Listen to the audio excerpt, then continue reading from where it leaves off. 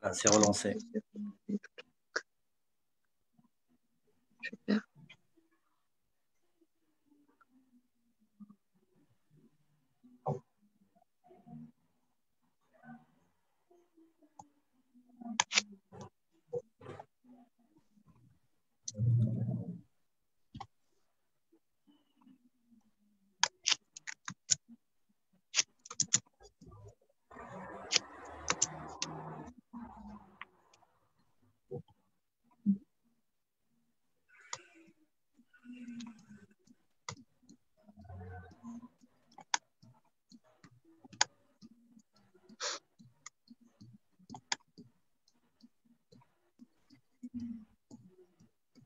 Khalifa, le live, il est lancé sur Facebook. Je te donne la main. Je te donne la main.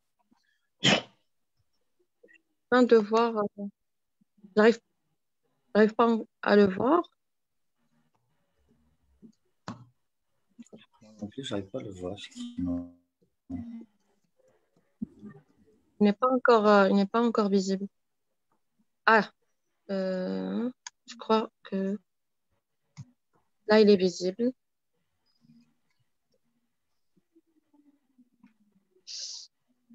Il est visible, il y a des personnes. On a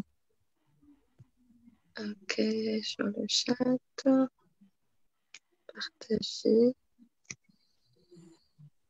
connecter.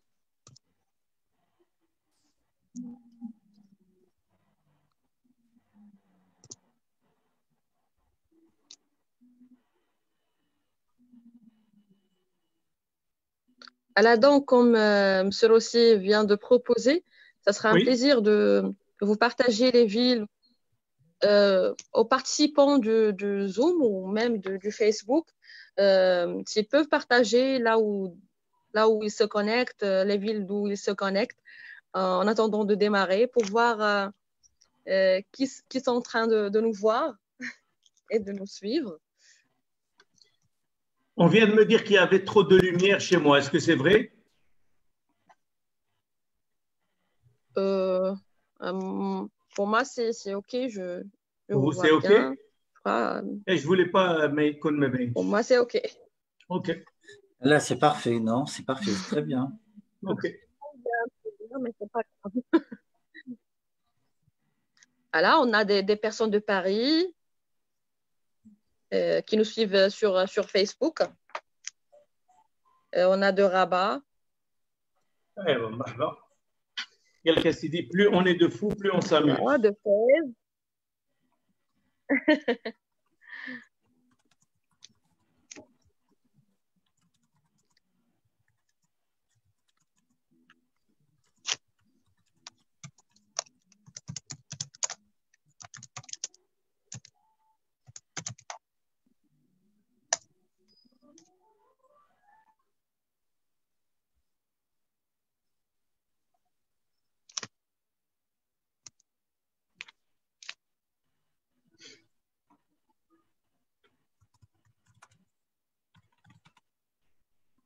Et de Casa aussi. Et on a un grand bonjour de Casa.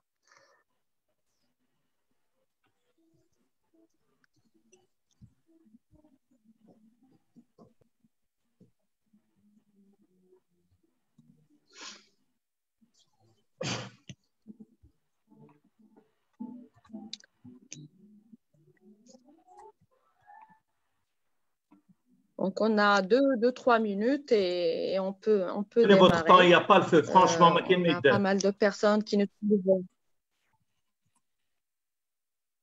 Il n'y a rien à foutre. On est là, on s'amuse, on se repose.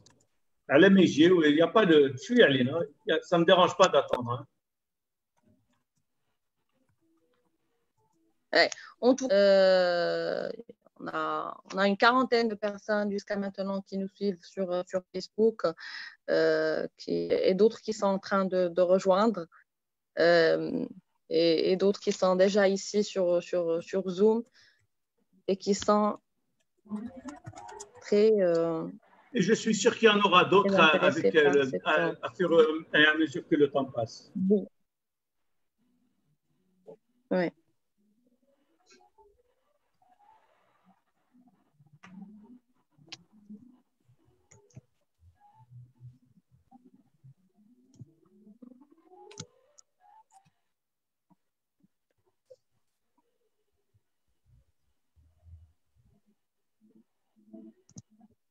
D'accord.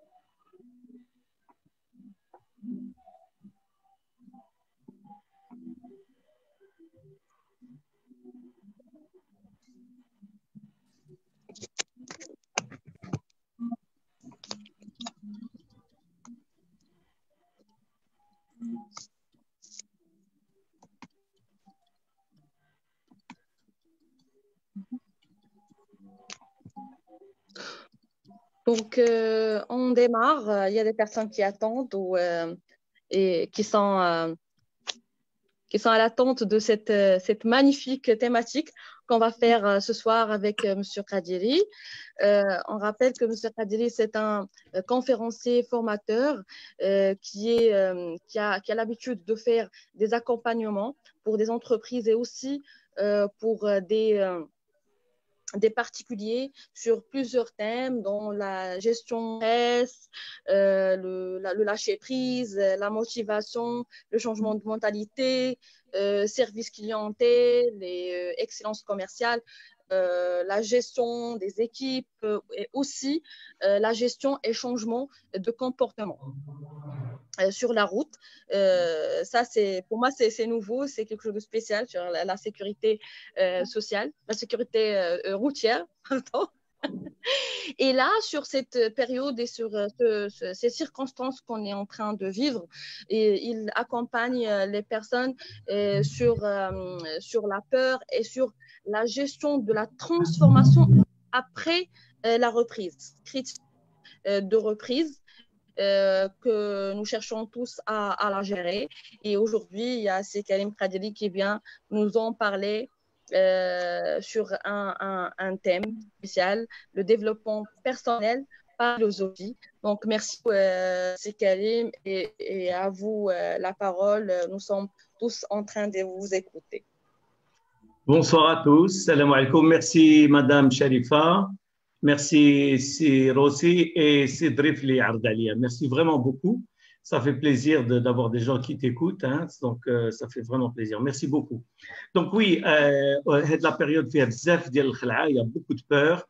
Et donc, j'ai fait beaucoup de séminaires en live sur web, sur la peur, comment la gérer. On va comprendre des choses aujourd'hui. Mais aujourd'hui, le thème était un peu différent. Donc, on a vu que le thème, c'est celui-là, c'est le livre Hada, c'est le divertisme qui est ma philosophie personnelle et c'est le bien-être par le pessimisme. Et donc, beaucoup de gens se disent pourquoi le pessimisme? Donc, on va essayer de comprendre et on va déjà comprendre que le pessimisme, ce n'est pas la négativité, et on va comprendre ça. Donc, on va comprendre petit à petit. Donc, pour introduire tout le monde dans mon monde, parce que chacun a sa spécialité, et donc, je ne peux pas présumer que quelqu'un maîtrise une chose ou une autre. Donc, on commence par le commencement. Donc, la première chose, c'est quoi la philosophie déjà? Il faut comprendre ce que c'est que la philosophie. Et puisqu'on n'a qu'une heure de talk, on ne peut pas vraiment décortiquer, mais je vais expliquer en bref ce que je veux dire par la philosophie. La philosophie, quand tu prends le mot philos, ça veut dire l'ami, ok, comme philanthrope, etc. Et Sophia, qui est la sagesse. Donc, la philosophie, c'est quelqu'un c'est être partisan de la sagesse, être ami de la sagesse, aimer la sagesse. Donc, en fait, le but, c'est d'atteindre cette sagesse. Et c'est quoi quand tu as la sagesse? En fait, tu relativises tout, rien ne peut te secouer ou de te faire changer de cap parce que tu es émotionnel, tu es vraiment sage et posé. Comme on dit en arabe, c'est qu'on donc on cherche à être posé, être vraiment calme et serein. D'accord? Donc, la philosophie, c'est une chose qui nous mène à chercher la sagesse. D'accord? Et où c'est qu'on va la trouver, cette sagesse? Ben, en fait, il y a un tas de choses qu'on apprend dans la vie de manière directe, c'est-à-dire on nous l'enseigne, où là, il y a des messages subliminaux, c'est-à-dire qui viennent sous le seuil de la conscience et on les voit, on les apprend de la culture qui nous environne, etc. Donc, on peut, qui nous environne, tirer des leçons. Et les leçons, avec un peu d'espoir, on va enlever ce qui est mauvais, on va garder que ce qui est bon. D'accord?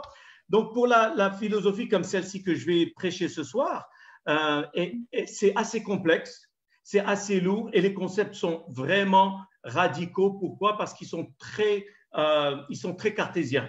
D'accord? Et l'humain n'aime pas voir tout ce qui est vraiment direct et 2 plus 2 égale 4. La mentalité cartésienne, ce n'est pas très humain parce que l'humain est plus émotionnel que rationnel. Nous ne sommes pas des êtres rationnels, donc c'est très difficile de nous faire réfléchir à des choses qui nous mettent mal à l'aise. Donc, quand je vais prêcher certains concepts, je voudrais seulement que les gens ne formulent pas une opinion jusqu'à la clôture de la session, d'un côté, et d'un autre côté, comprendre que la sagesse, justement, c'est ne pas formuler d'opinion pendant des années. Parce que, vous savez, je demande n'importe lequel d'entre nous, nous avons tous changé d'avis au fur des années. Nous ne sommes pas d'accord avec le nous d'il y a 5 ans ou d'il y a 10 ans.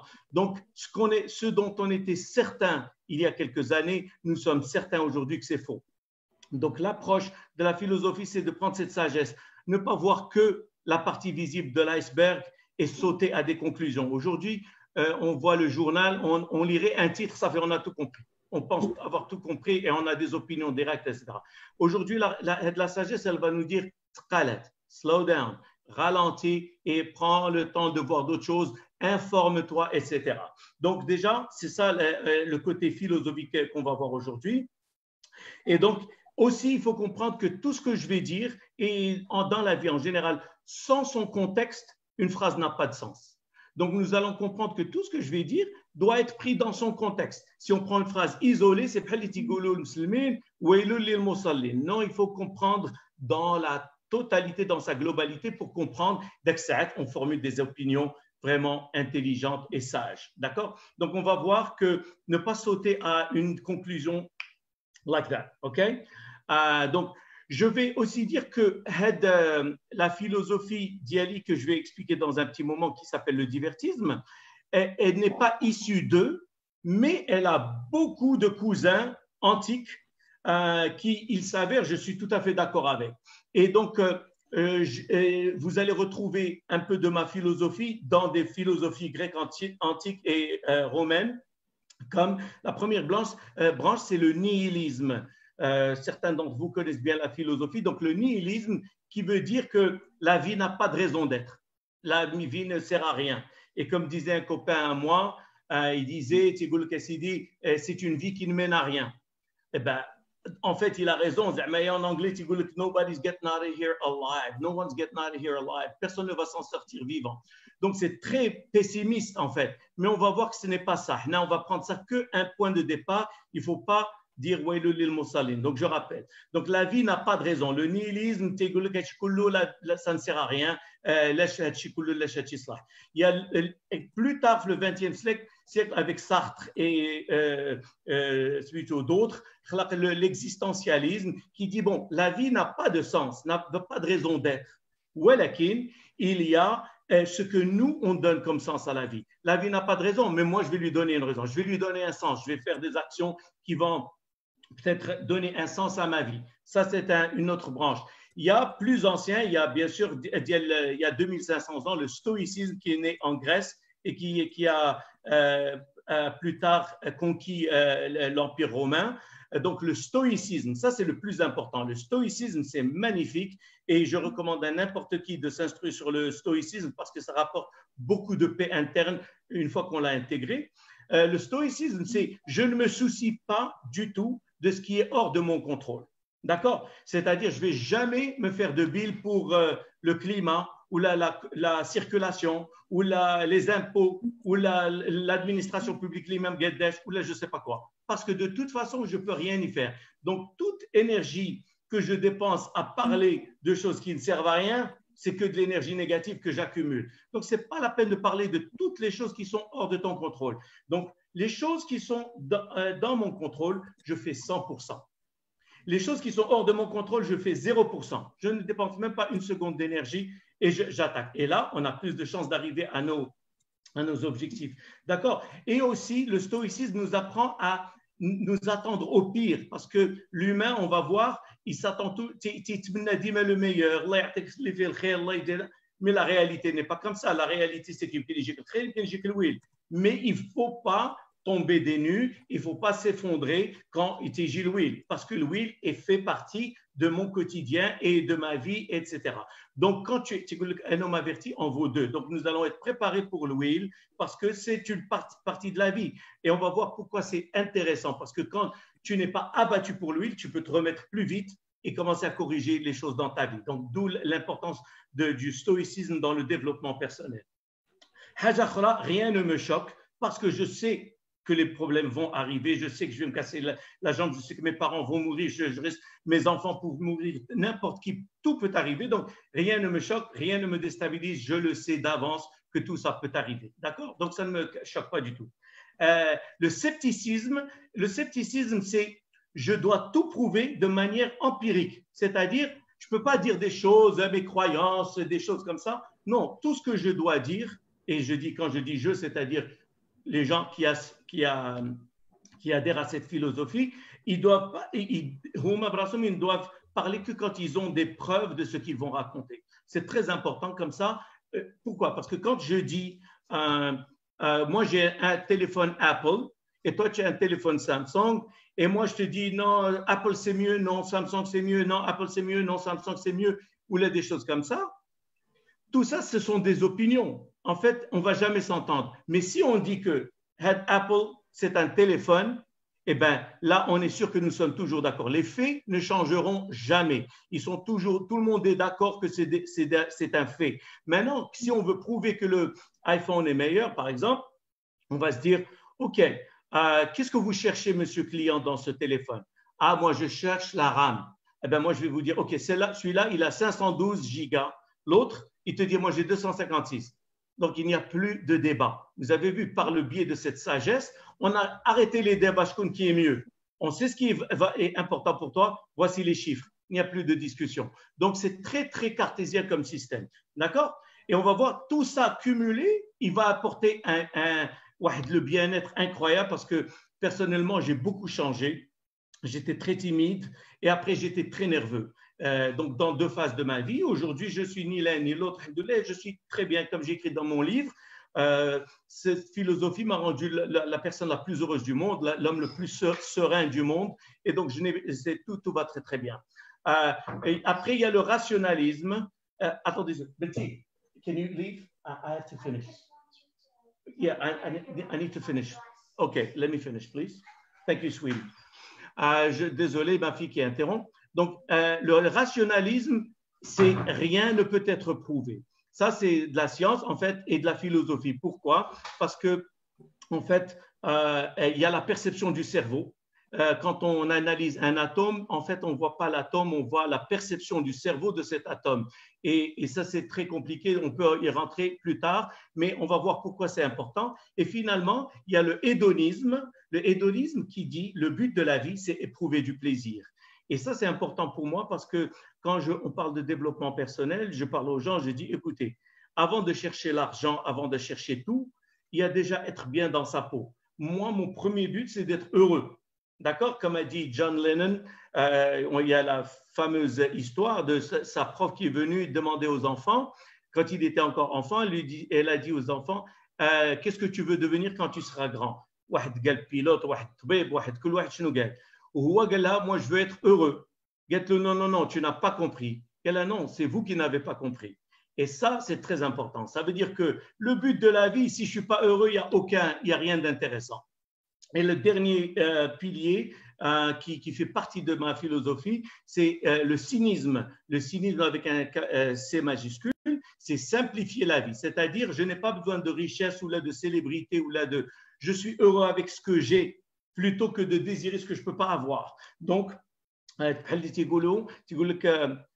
si tu n'es pas heureux avec ce que tu as, tu ne seras pas heureux avec ce que tu veux. Parce que les gens, d'ailleurs, on voit des gens multimilliardaires et ils continuent et ils se tétraclent parce que le problème n'est pas cet argent, c'est qu'il y a quelque chose qui manque. Donc, quand notre focus, c'est d'être heureux et serein, tu es vite heureux. Tu n'as pas besoin de plus d'argent, plus d'usines, plus d'hôtels, plus de je ne sais pas quoi. Le but, c'est de vivre heureux. Et ça, c'est le but de ce divertissement. Maintenant, je vais aussi expliquer que dans cette philosophie du divertissement, et on va venir à l'étymologie de ce mot dans un moment, déjà le but c'est quoi? Il faut comprendre que c'est un mode de vie qui vise la sérénité. Okay? La sérénité est très importante, c'est-à-dire je vis sans secousse, sans sans rien du tout. Donc comment on peut y arriver? Et comme j'explique aux gens, il y a beaucoup de gens qui disent « Oh non, c'est pas possible. Ah non, non, non, c'est pas possible. » Et comme on explique toujours, si tu dis que c'est impossible, tu as raison. Et si tu dis que c'est possible, tu as raison. Ça, c'est Henry Ford qui a dit ça. Donc, ça veut dire quoi? Si tu penses que c'est impossible de vivre serein dans ce pays ou là, dans cette planète, là, tu as raison. Parce que puisque tu le penses, tu ne vas rien faire pour y arriver. Mais si tu penses que c'est possible, tu vas tout faire pour y arriver. Et maintenant, c'est un peu ça. Donc, il faut déjà se dénuer de certaines croyances qui nous disent « Non, ça, c'est la limite. » Nos limites sont nos propres créations. Je me crée une limite et je reste dedans. Et c'est ça le problème. Donc, quand tu n'as pas de limite, ben là, tu essayes tout. Tu ne vas pas arriver à 100% de succès, mais au moins, tu vas arriver à un beaucoup plus grand pourcentage. Donc, le but de se divertir, c'est la sagesse. Et on va voir qu'un des ingrédients cruciaux, c'est l'objectivité. On va être brutalement objectif et cartésien, c'est-à-dire 2 plus 2 sera toujours égal à 4, il n'y aura pas d'exception, etc. Et on va voir. Il y a aussi le côté scientifique. Donc, il y a un développement de soi par le savoir. Donc, on va plus entendre des choses, mais on va rechercher des choses pour confirmer. Comme ça, quand on y croit, on va y croire à 100%. Donc, le développement de soi par le savoir empirique et la relativisation. Ça veut dire quoi la relativisation? C'est-à-dire on va mettre les choses en perspective. Parce qu'on va voir que, comme je dis toujours, et c'est une expression très connue, les choses ont l'importance qu'on leur donne. Les choses ont l'importance qu'on leur donne. Rien n'a d'importance. Mais nous, on attribue une importance à quelque chose et ça devient important. Et quand on donne de l'importance à cette chose, elle a une emprise sur nous. C'est-à-dire, si tu veux une Mercedes, etc., tu flippes, ben cette Mercedes, elle a de l'emprise sur toi. Si tu désires une femme ou un homme et tu vas absolument l'avoir, ben cette personne, elle a de l'emprise sur toi. Là, on va lâcher prise, on va relativiser quelle est l'importance de cette chose et on va voir qu'en fait, dans ma philosophie personnellement, rien n'est important et on va le voir, je vais le prouver de manière justement empirique. D'accord? Que rien n'est important. D'accord? Alors, le deuxième objectif qui est tout aussi important dans le divertissement, c'est devenir la meilleure version de soi. Chacun de nous doit vraiment se diriger vers cette meilleure version de lui-même. Et pourquoi? Parce que quand je suis la meilleure version de moi-même, que ce soit en termes de savoir, si j'ai beaucoup de savoir, je suis Einstein et demi, eh ben, ma vie est plus facile. Si je suis très gentil, très sympathique et les gens m'aiment, eh ben, ma vie elle est plus facile. Donc, si je suis mince, eh ben, j'ai moins de problèmes de cholestérol. Donc, chaque fois que je fais quelque chose qui est excellent, c'est bon pour moi et c'est bon pour d'autres. Et on va voir pourquoi atteindre l'excellence et la meilleure version de soi, elle est bonne pas seulement pour moi-même, mais elle est bonne pour tous les gens qui me connaissent. C'est-à-dire, si moi, d'abord aujourd'hui, je deviens Monsieur Google, eh ben, c'est bon pour le club des dirigeants parce que je peux vous donner, prêter main forte. Et si vous devenez excellent, c'est mieux pour moi parce que vous allez me ramener des marchés, etc. Donc, être excellent, c'est bon pour tout le monde. Si, au contraire, je tombe des nues, je tombe raide et je n'ai plus d'argent, je suis fauché, je suis déprimé, eh ben, c'est bon ni pour moi-même, ni pour ma fille, ni pour ma femme, ni pour mes enfants, ni pour Casablanca, ni pour personne. Donc, le but, c'est d'atteindre la meilleure version de soi-même. Et celle-ci, elle représente aussi le bien-être. Donc, je suis bien dans ma peau, etc. Donc, on va voir comment y arriver. Maintenant, avant de passer à la solution, on va parler des freins. Parce que il faut comprendre que si quelqu'un désire devenir très riche, ou là très serein, ou là très mince avec des abdominaux tracés, il y a un prix à payer. D'accord? Maintenant, comme disent les Américains, si c'était facile, tout le monde le ferait. C'est-à-dire, si c'était facile, tout le monde serait milliardaire. Si c'était facile, tout le monde serait svelte. Si c'était facile, tout le monde serait heureux. Ce n'est pas le cas. Ce n'est pas facile, mais ce n'est pas non plus impossible. Maintenant, c'est ça la différence. Ce n'est pas impossible, c'est juste difficile. Et maintenant, quand je veux quelque chose comme vous tous, quand vous avez voulu devenir médecin, ingénieur, président d'entreprise, milliardaire, je ne sais pas quoi, eh bien, ça n'était pas facile, mais vous l'avez réalisé quand même. Ben, c'est la même chose. Il faut partir du point de départ que être très heureux et très serein dans cette planète, aussi mauvaise qu'elle est, aussi morose et amère qu'elle est, c'est possible. Et c'est ça le truc. Donc, mais pour arriver à ça, nous allons parler de deux choses. Nous allons parler de la dissonance cognitive. La dissonance cognitive, pour ceux qui sont dans la psychologie, savent très bien de quoi je parle. La dissonance cognitive, c'est que quand, par exemple, toi, tu es sur un chemin dans ta vie et quelqu'un vient te montrer un autre chemin et tu vois qu'il est meilleur, mais tu n'arrives pas à lâcher l'autre. Ça, c'est une des manières. C'est-à-dire, la dissonance se trouve dans il y a les deux croyances ou deux émotions qui sont contradictoires. On donne un exemple. Par exemple, quand je dis n'importe quoi, votre enfant, c'est un criminel. C'est un criminel, il se cache de ça, et vous apprenez que c'est lui, que c'est un criminel, et il est recherché par la police, et vous devez ou bien le donner à la police, leur dire voilà mon fils, c'est lui le criminel, ou là le garder là. Donc vous êtes divisé entre l'amour que vous avez pour cet enfant et la responsabilité sociale de faire ce qu'il faut. D'accord? Donc, cette dissonance va causer beaucoup de problèmes. Aux États-Unis, quand ils ont eu le 11 septembre, ils ont eu un gros problème de dissonance cognitive chez beaucoup de gens qui ne voulaient pas croire que leur pays puisse abattre les tours jumelles ou la Hadchi. Ils se disaient, bon, c'est pas possible, c'est Osama Ben Laden ou je ne sais pas quoi, sans rentrer dans la politique. Mais la science leur a montré, les Américains, les scientifiques américains leur ont démontré que deux tours jumelles ne peuvent pas s'effondrer sur elles-mêmes. C'est impossible et ça n'est jamais arrivé depuis l'histoire de l'humanité. Ce n'est jamais arrivé avant, ça n'est jamais arrivé après. Et que les avions qui sont écrasés, le Pentagone ou là en Pennsylvanie n'existent pas, il n'y a pas de fuselage ni rien. Donc, il y a eu beaucoup de gens qui ont commencé à se dire ouais, j'aime mon pays. Est-ce que mon pays a voulu tuer Ouled Bledo?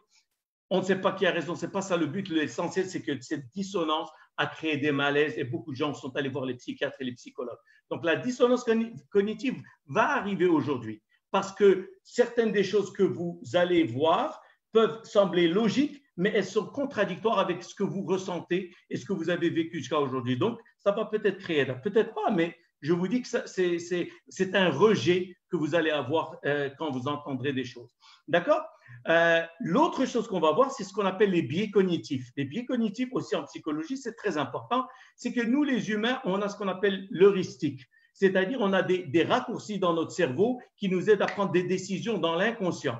Avant de réaliser ce que j'ai fait, je l'ai fait. Et certaines tendances nous empêchent d'être objectifs. Et on a dit que cette philosophie, ainsi que le stoïcisme, sont très rationnelles et très cartésiennes et très pragmatiques. Donc, quel est le premier biais dont je vais parler? Il y en a beaucoup, mais je vais parler que de 3. D'accord? Le premier biais, c'est ce qu'on appelle le biais de la disponibilité. Le biais de la disponibilité, c'est quoi? Ça veut dire que chacun de nous, quand il prend des décisions, il prend ses décisions basées sur ce qu'il sait. OK?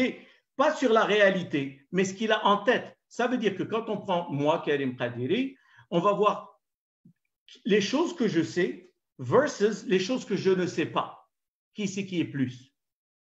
Eh bien, on va voir que ce que je ne sais pas est plus que ce que je sais par un facteur de trilliards.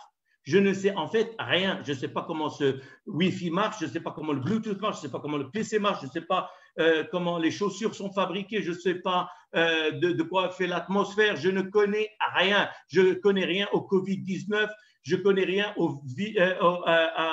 à tous les virus, je ne sais pas la différence entre un virus et une bactérie. Et pourtant, quand on parle comme des experts, comme si on connaissait tout. Alors qu'en fait, la plupart du temps, 99% des fois, on ne connaît rien au sujet dont on parle.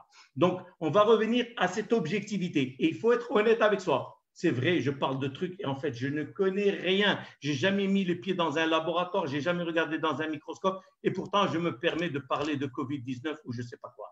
Donc, le biais de la disponibilité, ça veut dire quoi? Quand j'émets une opinion, eh bien, elle ne vient pas de la réalité parce que j'ai tout testé. Non, elle vient juste de ce qu'on m'a appris, de mon héritage, de ma ville, de là où je suis né. Mais ça n'a rien à voir avec la réalité parce que, en fait, je n'ai jamais recherché quoi que ce soit. Donc, on va se défaire de ces choses-là. D'accord? Et on va voir, c'est pour ça que, par exemple, tous les Marocains pensent à peu près la même chose, tous les Allemands un peu la même chose, les Chinois un peu la même chose. Donc, il y a la culture et le conditionnement. Il y a le deuxième biais qu'on appelle le biais du biais. Le biais du biais, c'est que chacun de nous pense que les autres ils sont pas objectifs et chacun de nous pense qu'il a raison. Chacun de nous pense qu'il a raison. Si moi j'écoute un chanteur et je trouve qu'il est nul et toi tu me dis non, il est bien, ben pour moi je me dis toi tu comprends rien. Il ne voit pas ce que je vois. Donc chacun de nous est biaisé. Aucun n'est objectif. Aucun, moi non plus, personne n'est objectif. Donc, quand on comprend qu'on n'est pas objectif, on comprend qu'on n'est que des êtres qui ont été un verre d'eau. Donc, il a amartini à la coca, il a amartini à jus d'orange, jus d'orange. Je n'ai rien inventé. D'accord? À moins qu'on fasse des formations et on commence à remettre tout en question. Donc, le savoir, ce n'est pas emmagasiner de l'information, c'est avoir remis en question de l'information et l'avoir recherché. Sans ça, c'est scout. Et l'objectivité, comme j'explique de manière assez visuelle, c'est-à-dire, par exemple, quand on parle de Excel, il est objectif. Si tu fais une opération, tu fais clic, 2 plus 2 égale 4. Il va te donner le même résultat que tu sois gentil, que tu sois méchant, que tu sois un salopard, rien, il s'en fout. C'est toujours, non.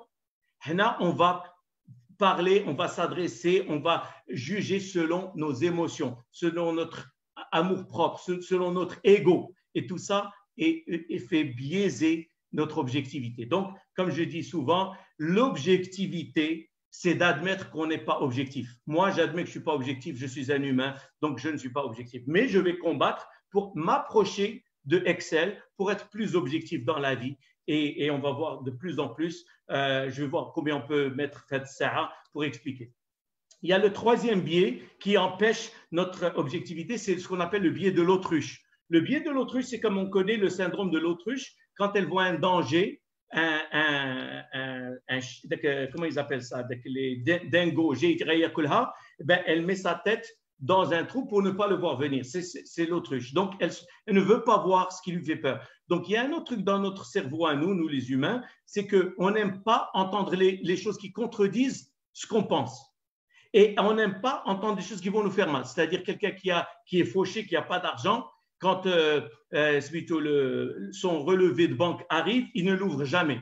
Parce qu'il sait que c'est mauvais, il n'a pas envie de voir les mauvaises nouvelles. C'est très simple, donc on rejette cette chose-là. Quand je dis n'importe quoi, Michael Jackson, par exemple, on l'a accusé de pédophilie, ben, ceux qui aiment Michael Jackson, ils ne veulent pas entendre cette conversation, ils ne veulent pas lire l'article, ils ne vont pas savoir.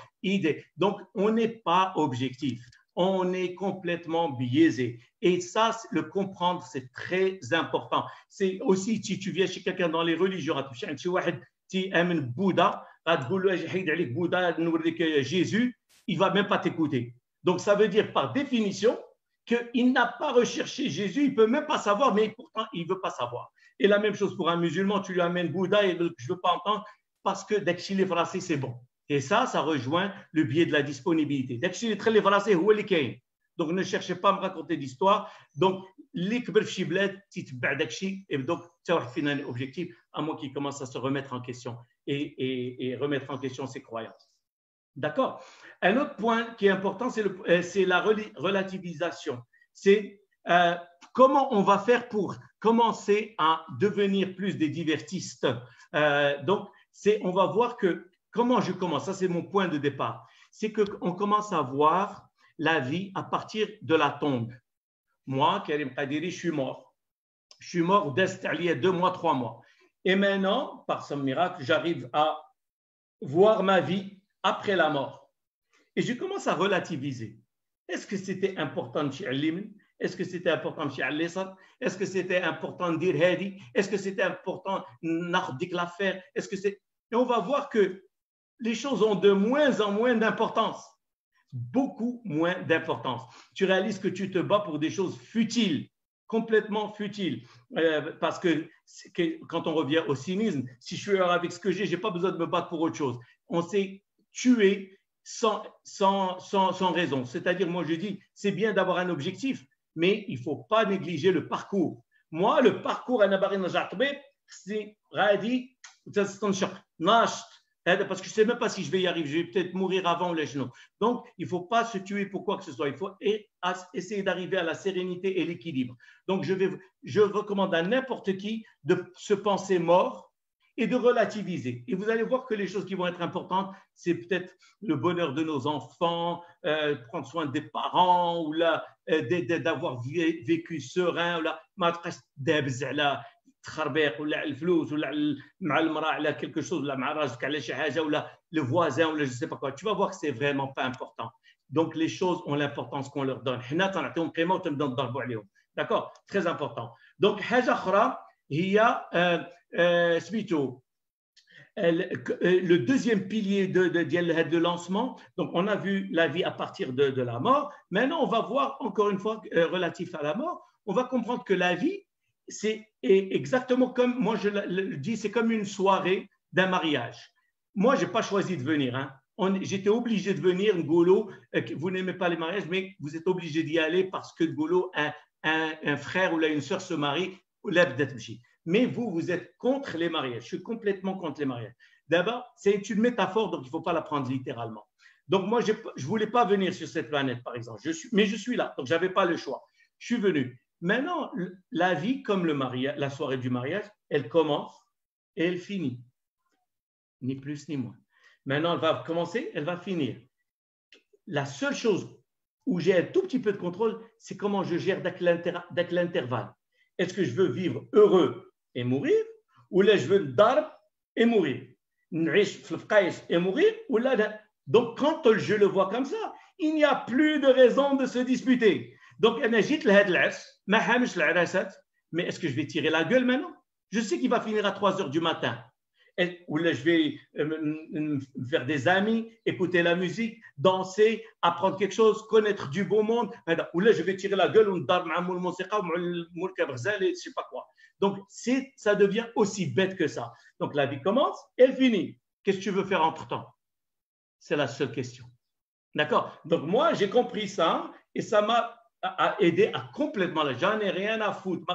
Ne vont rien changer à la fin. Donc, ce qui m'intéresse, c'est de vivre serein, me faire des amis, passer chaque seconde, parce qu'on ne vit jamais que l'instant présent. Moi, je n'ai que l'instant où je suis avec vous aujourd'hui. C'est-à-dire, quand on a commencé la conférence, c'est déjà fini. On est là maintenant. Maintenant, chaque seconde, je dois vraiment enjoy it.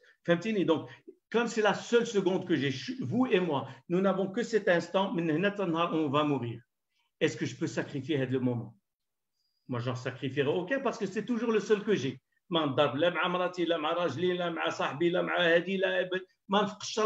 C'est le seul moment que j'ai.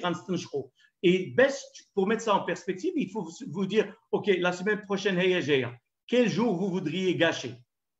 Vous allez réaliser qu'aucun. Eh bien, c'est maintenant qu'il faut décider ça. Moi, je ne vais gâcher ni aujourd'hui, ni demain, ni après-demain, ni l'heure qui vient. Je vais enjoy chaque seconde. D'accord? Donc, cette soirée de mariage, où je vais vivre comme il le faut, je vais m'éclater. D'accord? Maintenant, on va voir encore plus, comme je vous disais tout à l'heure, que rien n'était important. Maintenant, on va voir que, moi, je vais vous dire, l'univers n'est pas important. L'univers, il ne sert à rien. Qu'est-ce que ça veut dire? Ça veut dire que l'univers, il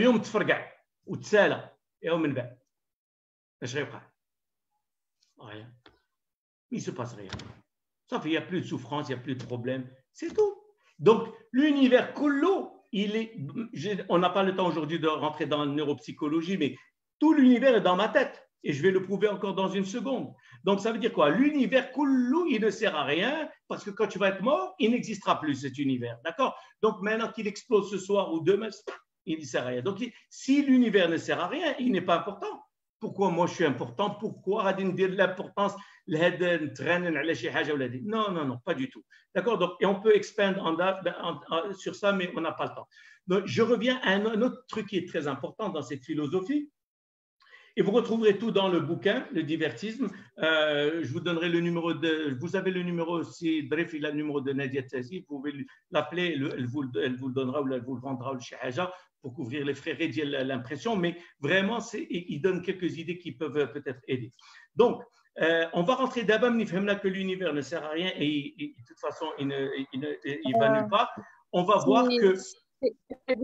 C'est Kadri, excusez-moi de vous avoir interrompu. Juste une petite remarque, c'est que si des personnes sur Facebook qui nous suivent et ils ne sont pas arabes et ils exigent le français pour pouvoir vous suivre et comprendre. Qu'ils exigent. OK, no problem. D'accord. OK, les amis de Facebook, avec plaisir. On essaie de...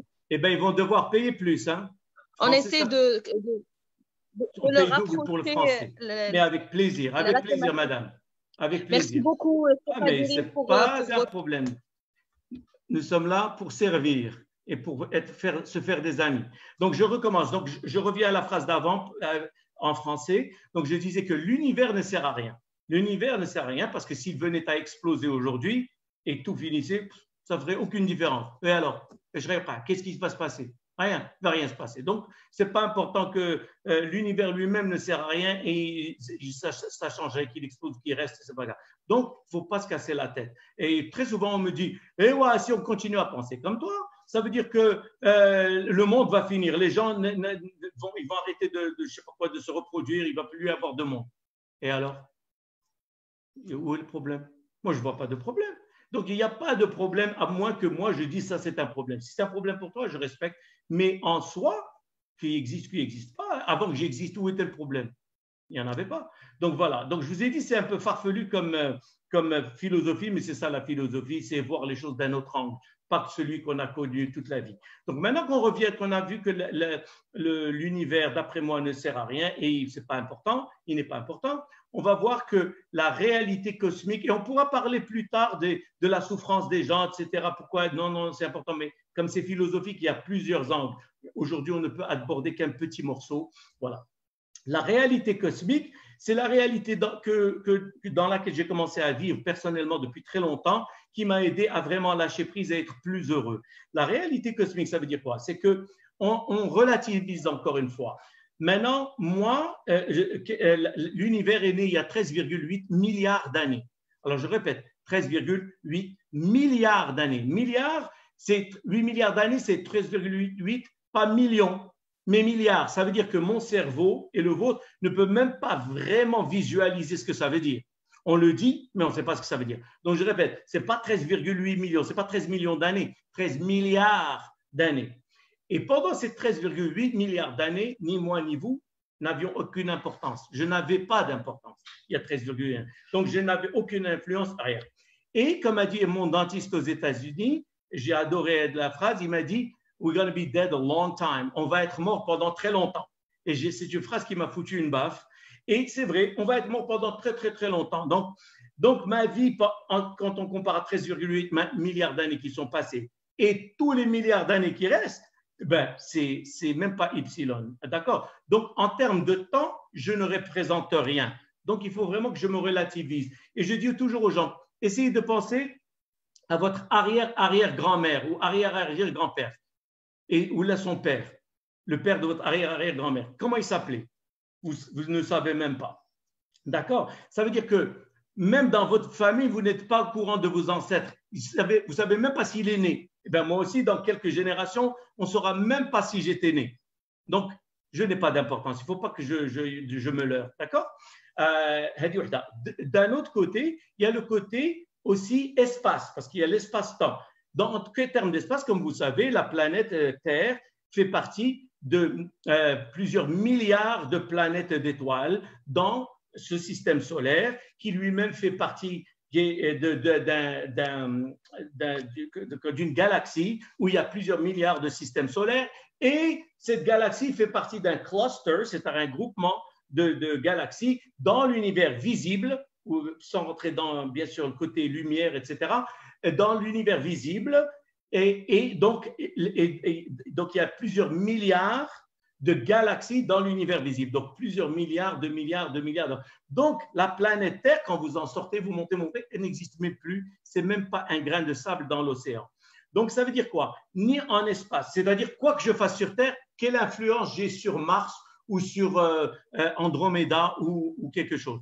Rien. Donc, vraiment, je suis insignifiant. Mais ça, ce n'est pas néfaste. Encore une fois, ce n'est pas nihiliste. C'est un point de départ qui te montre que l'humilité, c'est une comme on dit, c'est-à-dire tu lâches prise. Tu réalises que c'est pas. Maintenant, je me casse plus la tête et je suis très heureux avec ce que j'ai. Je célèbre ce que j'ai. Je ne me fais pas d'illusions. Je suis objectif que je ne représente rien dans cet univers et que quand je serai parti, il y aura plus de souvenirs de moi. Et même l'humanité va finir bientôt, dans peut-être 1 million d'années, on ne sait pas, 2 millions, parce que 99% des espèces qui sont nées sur Terre sont déjà expirées, elles sont déjà finies, elles sont déjà, comment dire, elles ont disparu. Il ne reste plus que, tout ce qu'on voit, c'est 1% sur ces milliards d'années. Donc, l'humanité, bien sûr, elle est en phase de transformation et elle va en finir un jour. Elle ne va plus exister, d'accord?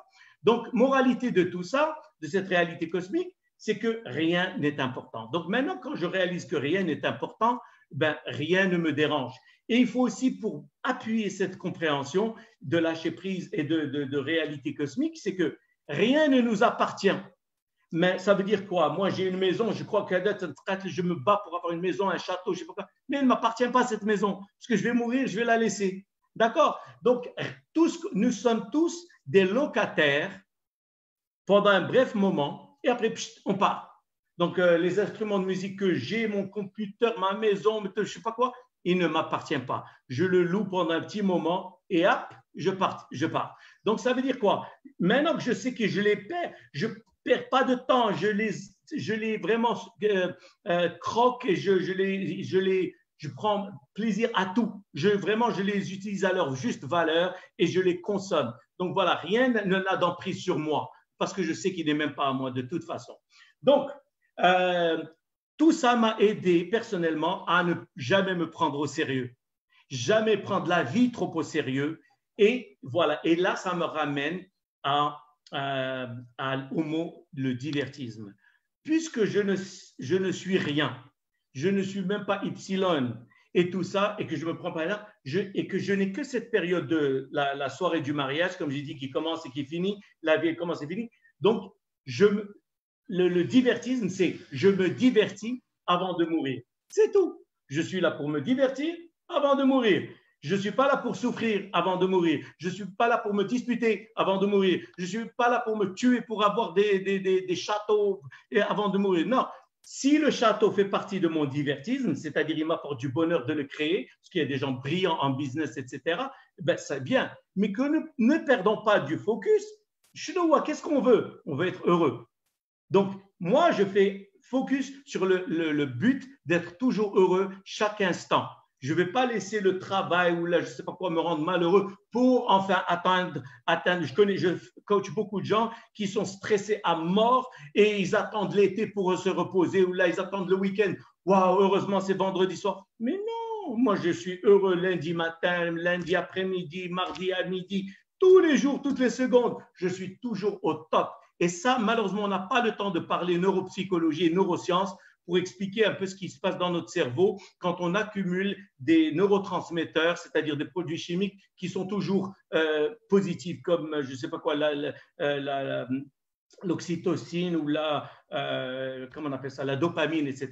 Donc, plus tu les emmagasines, plus tu deviens heureux. Tu ne sais même pas pourquoi, mais tu es heureux. Comme quand tu vas voir un film comique et tu as passé une belle journée avec beaucoup d'amis, toute la soirée, tu souris, mais tu ne sais même pas pourquoi, parce que tu as emmagasiné un tas de produits chimiques qu'on appelle des neurotransmetteurs. D'accord? Voilà, donc le but du divertisme, c'est sachant que la vie, avec mes excuses, la vie est merdique, elle est douloureuse, elle est traîtresse, elle est. Maintenant, je lui accorde pas d'importance et je m'attends à ces conneries. Donc, je lâche prise complètement et je me focalise sur ce qui peut me rendre heureux. Le petit morceau qui est entre mes mains, ben, je vais tout faire avec pour créer du bonheur avant de mourir. Parce que la mort, c'est la seule non variable, en fait. D'accord? Comment on va appuyer ça un peu plus? J'ai essayé de prendre quelques piliers de cette philosophie, pas tous, mais quelques-uns qui sont importants. Quelques autres trucs qui sont très importants, c'est je n'ai pas choisi mon cerveau. Maintenant, moi qui vous parle de toutes ces choses, en fait, je n'ai pas de mérite. Pourquoi? Parce que je n'ai pas choisi mon cerveau. Et vous non plus. Si moi, je suis musicien. D'ailleurs, je suis musicien, j'ai fait des festivals partout dans le monde, etc. Mais je n'ai aucun mérite. Pourquoi? Parce que je n'ai pas choisi ce cerveau. Et même les efforts que j'ai faits pour chercher, pour m'améliorer, le travail continu et la persévérance et tout ça, perspicacité, tout ça, ça vient de mon cerveau. Donc, si j'avais eu un autre cerveau, eh bien, j'aurais pu être complètement différent. D'ailleurs, c'est pour ça que vous avez 2 enfants, eh bien, ils n'ont pas du tout la même mentalité. Donc, en fait, on va voir que personne n'a aucun mérite. Et ça, c'est un angle que je vais expliquer. Que, pour en parler brièvement, c'est que je n'ai absolument rien à voir, moi, Karim Qaderi, avec mon nom. Je ne l'ai pas choisi. Je n'ai rien à voir avec mon existence, le fait que j'existe. Je n'ai rien à voir avec le fait que je suis né au Maroc. Je n'avais aucun choix de quelle famille, quelle culture, quelle religion, quelle ère je suis né. Je suis né le 12e siècle ou là, le 25e siècle. Aucune. Je n'ai rien à voir avec qui je suis. J'étais un vase vide ou là, un verre, on a mis des choses dedans et voilà. Donc, le cerveau ne m'appartenait pas, on me l'a donné, voilà. Si on m'avait donné le cerveau de Einstein, j'aurais été Einstein. Si on m'avait donné le cerveau de Louis de Funès, ben, j'aurais été Louis de Funès. Maintenant, nous sommes le fruit de notre génétique, hein, la biologie, plus notre conditionnement. Donc, moi, avec le cerveau d'Einstein et mon conditionnement, j'aurais donné quelque chose d'autre. Pourquoi c'est important ça? C'est parce que, en fait, dans le côté philosophique, je ne parle pas dans le côté pratique que l'on vit, Hitler ou la Einstein ou la Charlie Chaplin, Hitler n'est pas à blâmer. Je ne le dis pas parce que je soutiens ce qu'il fait, pas du tout. Vous comprenez, je parle philosophiquement. Parce que s'il avait eu le cerveau de Einstein, ben, il n'aurait pas été criminel, il aurait été scientifique. Et Einstein, s'il avait eu le cerveau de Hitler, eh ben, il aurait pensé autrement. Et Charlie Chaplin, s'il avait eu le cerveau de Einstein, il aurait été autre chose. Donc, ça veut dire quoi? Nous ne sommes pas vraiment dans le côté philosophique. Je ne dis pas que si tu tues quelqu'un, ben, ce n'est pas grave, on doit te lâcher. Non, ça, dans la justice humaine de la planète Terre, oui, tu dois être jugé, tu dois aller en tôle, tu dois être exécuté. Mais je parle philosophiquement et scientifiquement Je n'ai rien à voir avec le talent que j'ai de jouer au piano, ou à la guitare, ou d'être excellent en business. Rien du tout. Rien à voir là-dedans. D'accord? L'objectivité même. Alors, on va continuer par l'objectivité.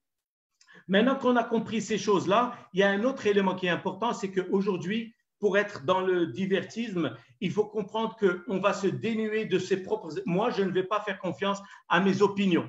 Comme on a dit tout à l'heure, je pense que Samsung, il est mieux que Apple. En fait, ça, c'est des opinions parce que ça fait tout le temps, j'ai toujours utilisé un Samsung. Mais maintenant, je vais me dénuer de mes opinions et je vais aller tester. C'est-à-dire, avec cette philosophie qui est très pragmatique, je vais tester toutes mes opinions. Je vais tester même mes croyances et mes sentiments. C'est-à-dire, je peux rentrer en formation. Très souvent, il nous arrive de rencontrer quelqu'un, on ne peut pas se taper sa gueule, on ne peut pas se piffrer sa gueule. On se dit, ah, j'aime pas celui-là, il nous donne une émotion. Donc, on n'aime pas. Mais en fait, il arrive, il se produit que ce monsieur ou cette dame, c'est la plus gentille de l'audience. Donc, nos sentiments nous font fausse route très souvent. On interprète des choses de manière qui sont émotionnelles, qui sont liées à des souvenirs inconscients, etc.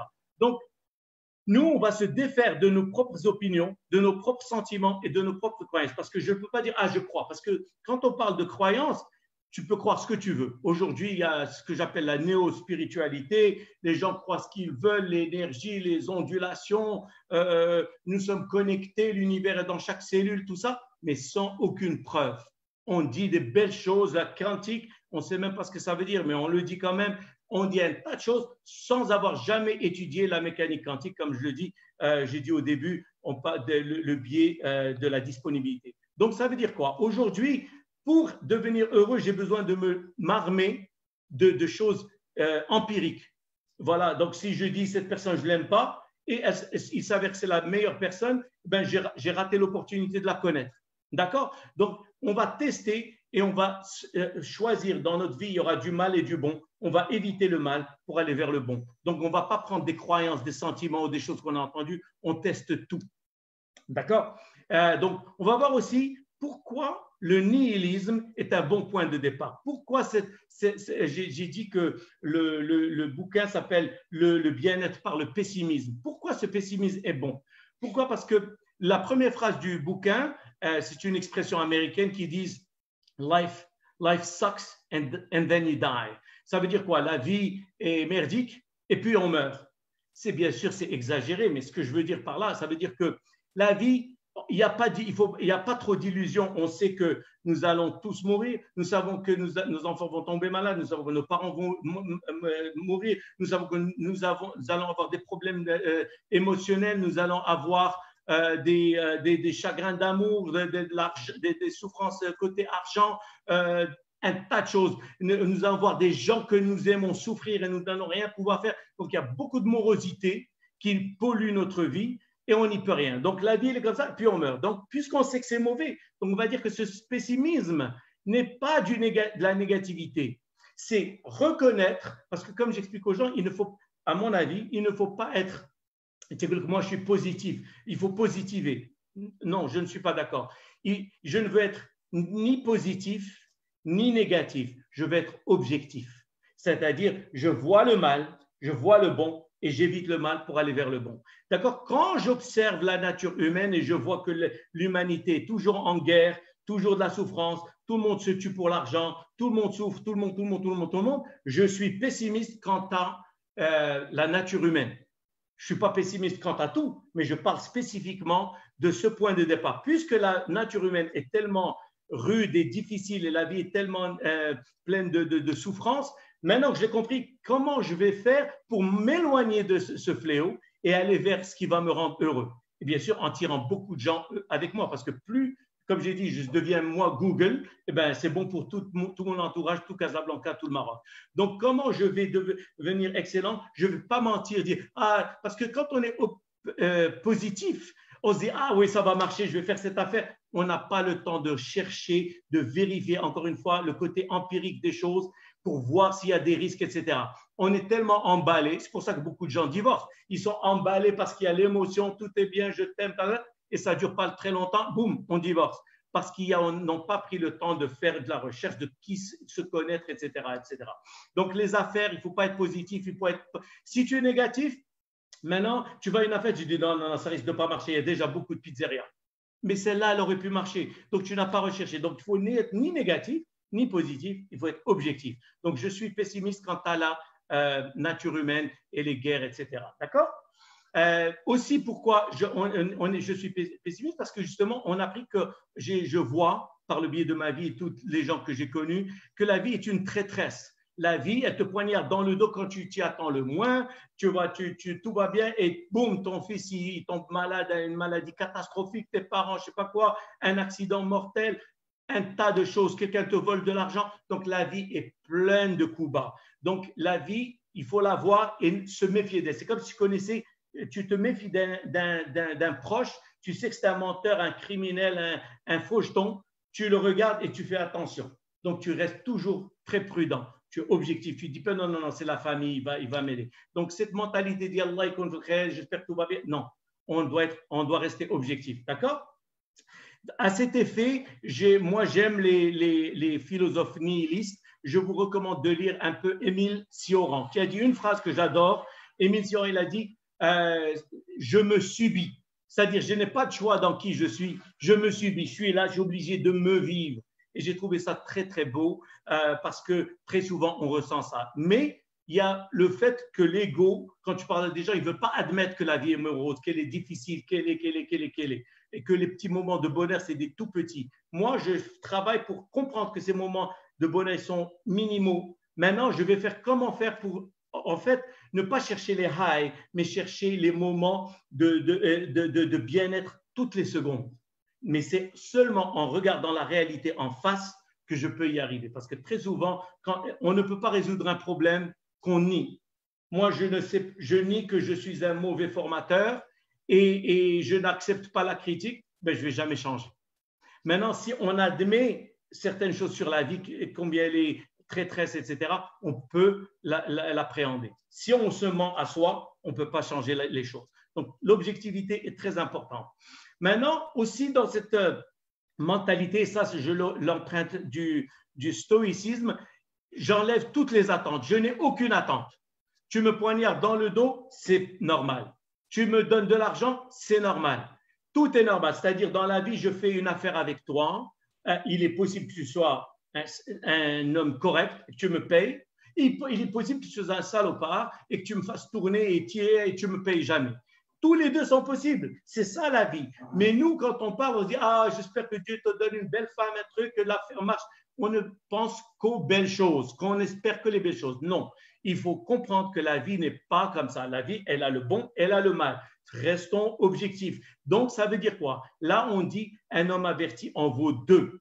D'accord? Avant de te prêter de l'argent ou avant de faire une affaire avec toi, je ne vais pas me fier à ton beau visage, je vais me renseigner, je vais écouter, je vais vérifier. Donc, je me prépare et là, tu as beaucoup moins de chances d'avoir des coups durs de la vie. Parce que avec cette philosophie, tu as évité beaucoup de problèmes en ne faisant pas attention à ta croyance, à tes sentiments, à tes opinions. Tu as tout testé de manière pragmatique et empirique. Voilà, je vais voir la réputation de ce prestataire avant de travailler avec lui. D'accord? Donc, il faut que nous arrêtions, nous les humains. Aujourd'hui, je remarque que les humains ont peur de devenir adultes. Ils veulent croire à des belles choses qui sont jolies, etc. Et ils font l'autruche trop. Non, nous, on va se dire, pour devenir un divertiste, pour espérer le meilleur dans les affaires ou dans la vie ou dans le bien-être, pour espérer le meilleur, il faut d'abord se préparer pour le pire. C'est-à-dire, c'est comme quand on monte en voiture, on met la ceinture, pas parce qu'on va avoir un accident, mais parce qu'on se prépare au cas où le pire arrive. Donc moi, tu veux faire une affaire avec moi? Ben, je vais vérifier, je vais me préparer pour le pire, je vais tout faire à travers le notaire, avec les avocats, etc. Pourquoi? Parce qu'au cas où le pire survienne, je suis protégé. Je n'espère pas que le pire qu'il arrive. Mais si ça arrive, je suis protégé. Là, j'ai moins de souffrance. Vous voyez, donc il y aura moins de souffrance. Donc tout ça a une mentalité qui mène au bien-être. Aussi, c'est que quand tu n'as pas d'attente, c'est-à-dire je fais une affaire avec vous, je viens former pour vous, vous me promettez de me donner 10 000 dirhams eh bien, vous me promettez de donner 10 000 dirhams et je fais l'affaire et vous ne me donnez pas mon argent. Je ne suis pas choqué. Vous êtes humain et ça arrive. Donc, je ne perds même pas une seconde de ma vie à m'effondrer et tout ça et créer de la souffrance interne, et à sécréter des neurotransmetteurs qui me polluent la vie. Et donc, très bien. Maintenant, je fais l'affaire avec vous et en fait, vous venez, vous me donnez mes 10 000 dirhams. Je suis très heureux. Donc, quand le mal arrive, il ne te secoue pas. Quand le bien, le petit truc arrive qui est normal, tu es heureux. Donc, tout, en fait, te rend heureux. Tu as un filtre qui enlève tout ce qui est négatif parce que tu n'as pas d'attente. À expliquer, ça demande beaucoup de travail. Maintenant, quand j'explique ces philosophies dans des ateliers, beaucoup de gens me disent « Mais c'est impossible de faire ça parce que… » Je dis oui. Si tu dis que c'est impossible, tu as raison. Si tu dis que c'est possible, tu as raison. Maintenant, je ramène l'analogie quand on va voir un trapéziste ou quelqu'un fait le cirque. Quand on le voit faire des choses impossibles, qui nous semblent impossibles, est-ce que vous croyez qu'il a commencé hier? Il a bien commencé ce matin au cirque. Ça fait 25 ans qu'il s'entraîne. Maintenant, pour arriver à ce niveau de lâcher prise et je ne dis pas que je suis sage, mais de sagesse et de héda, parce que rappelons-nous, les stoïciens disent que pour arriver à tout ce lâcher prise vraiment à 100%, tu ne peux pas être humain, tu dois être un dieu. Il n'y a que les dieux qui peuvent arriver à ce lâcher prise. Mais au moins avoir des buts ambitieux. Maintenant, quand vous m'entendez parler, vous dites peut-être que celui-là, il exagère. Oui, pour vous, peut-être parce que ce n'est pas ce que vous avez pratiqué. Si je prends votre métier et je le vois aujourd'hui, il me paraîtra impossible. Mais si je le pratique comme vous pendant 25 ans, ça devient tout à fait naturel. Donc, tout ça est possible si tu veux atteindre le bien-être et la sérénité où tu n'en as rien à foutre. Rien ne peut te corrompre et personne ne peut te mettre des secousses dans la vie, etc. Tu ne peux pas me corrompre avec ton argent ni avec rien parce que je suis déjà bien. Si on travaille ensemble, tu ne fais qu'ajouter à mon divertissement. Tu fais partie de mon divertissement, c'est-à-dire comment j'écoule mes journées et on échange de l'amour et tout le monde est serein. Et si je suis bien dans ma peau, eh bien, ça va faire tache d'huile sur vous aussi. Donc, c'est ça le but, c'est être bien. Quand on est bien, tout le monde le ressent. Alors, pour clore, on va voir que, en fait, dans cette philosophie, ceux qui t'ont fait mal ou ceux qui t'ont fait du mal, en fait, ils t'ont rendu service. Pourquoi? Parce qu'ils t'ont enseigné des leçons de la vie. Quelqu'un qui tu lui faisais confiance à 100% et il t'a volé tout, eh bien, en fait, il t'a rendu service parce qu'en fait, voilà où on voit le côté stoïcien. Je ne peux pas changer le passé. J'ai dit, on ne va pas se focaliser sur ce que je ne peux pas affecter. Moi, je ne peux pas affecter le passé. Je peux affecter que le futur. D'accord? Si l'argent est parti, on décide c'est fini, il a disparu de la planète, je lâche prise parce que de toute façon, quoi que je dise, que je me dispute, que je me tue, que là, c'est fini, c'est fini. C'est comme quelqu'un qui est mort. Tu as beau dire ce que tu veux, c'est fini. Donc maintenant, ceux qui m'ont fait du mal, ils m'ont rendu service parce qu'ils m'ont dit, hey, Karim, regarde, voilà comment elle est la vie. Tu vois, maintenant fais attention plus la prochaine fois. Donc ils m'ont enseigné une leçon dure, mais c'est une leçon valeureuse et on ne m'y reprendra plus. D'accord? Donc c'est une très bonne chose. Donc même les mauvaises choses, on peut en tirer des belles choses. Et aussi, ça t'apprend, si quelqu'un te fait du mal, tu sais comment classer cette personne ou cette catégorie de personnes. Parce que maintenant, on ne te le refera pas parce que tu as compris que cette personne, elle est comme ça. Maintenant, aller se battre contre la réalité alors que tu sais qu'il n'y a aucun espoir que tu reprennes cet argent, par exemple, non. Si tu penses qu'il y a comment reprendre, ben va au tribunal, va jusqu'au bout. C'est-à-dire, si tu peux faire quelque chose, fais 100%. Si tu ne vas pas, et ça c'est un truc que j'enseigne dans le développement personnel, si tu ne vas pas aller jusqu'au bout, ne commence pas.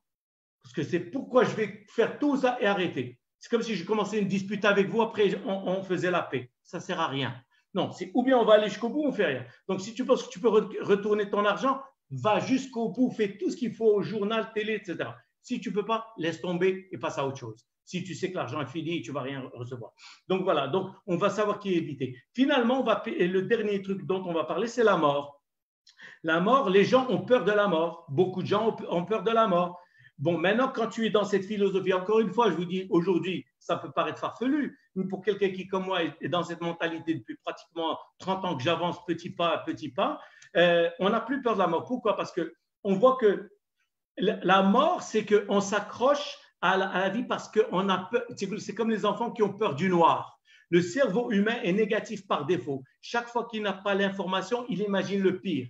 Maintenant, on ne connaît pas ce qui se passe, Flo-delà. On ne sait pas si certains disent on va se réincarner, l'autre il va au paradis, l'autre je ne sais pas ce qu'il va faire. L'essentiel, on ne sait pas, mais ça nous fait peur parce qu'on ne maîtrise pas. Donc, on s'accroche à cette vie. En fait, dans mon approche à moi, je te dis, il n'y a pas de raison d'avoir peur. Pourquoi? Parce que la mort, c'est comme avant que tu ne sois né. Il n'y avait pas de conscience. Tu ne savais rien, il n'y avait pas de problème, tu ne payais pas d'impôts, il n'y a rien. Donc, la même chose, une fois que tu es mort, tu ne le sais pas, donc il n'y a pas de problème, donc tu n'as pas de souci. N'ayons pas peur de la mort. Maintenant, comme je dis toujours, certains, ils en meurent et certains n'ont même pas vécu. Donc, moi, je veux oublier ce que je ne maîtrise pas, c'est-à-dire la mort. Je sais que je ne vais pas être conscient. Maintenant, ce qui m'intéresse, c'est comment je vais vivre bien sur cette planète. Et j'espère que ça vous a plu. Je vous remercie de votre attention. Madame Souissi. Merci beaucoup, Monsieur Karim. Merci pour d'avoir répondu à beaucoup de questions qui se posaient en même temps. Ah, d'accord. Sur le chat Zoom et sur le live Facebook. Mais je vais vous les transmettre tout de suite parce qu'on a besoin peut-être de compléments sur ces questions. Avec plaisir. Tout d'abord, je remercie le club des dirigeants, à leur tête, M. Driss Drif, le président du club, de nous avoir permis de vivre ces moments de bonheur à travers ces webinaires variés. Aussi, un grand merci à Sekautar Rossi, le président de la commission accompagnement et formation, qui nous assiste et qui travaille jour et nuit pour qu'on ait des intervenants de qualité et des sujets de qualité comme celui d'aujourd'hui. Alors, il y avait des questions à travers le live de Facebook et aussi notre chat de Zoom.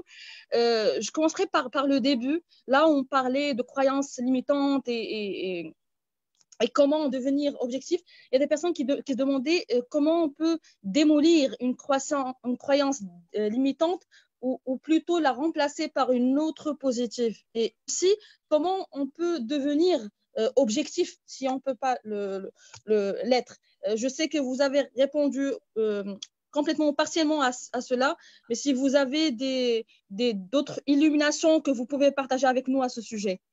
Absolument. Alors, je vais vous dire que ma réponse, c'est ce que je dis toujours, c'est step, step, step, step, step, step, step à l'infini. Maintenant, comment on change de croyance, etc.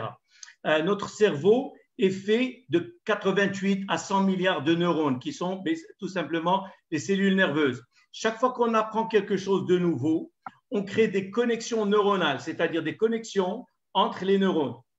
D'accord ? Ces connexions sont au début très éphémères, très fines et très éphémères. C'est comme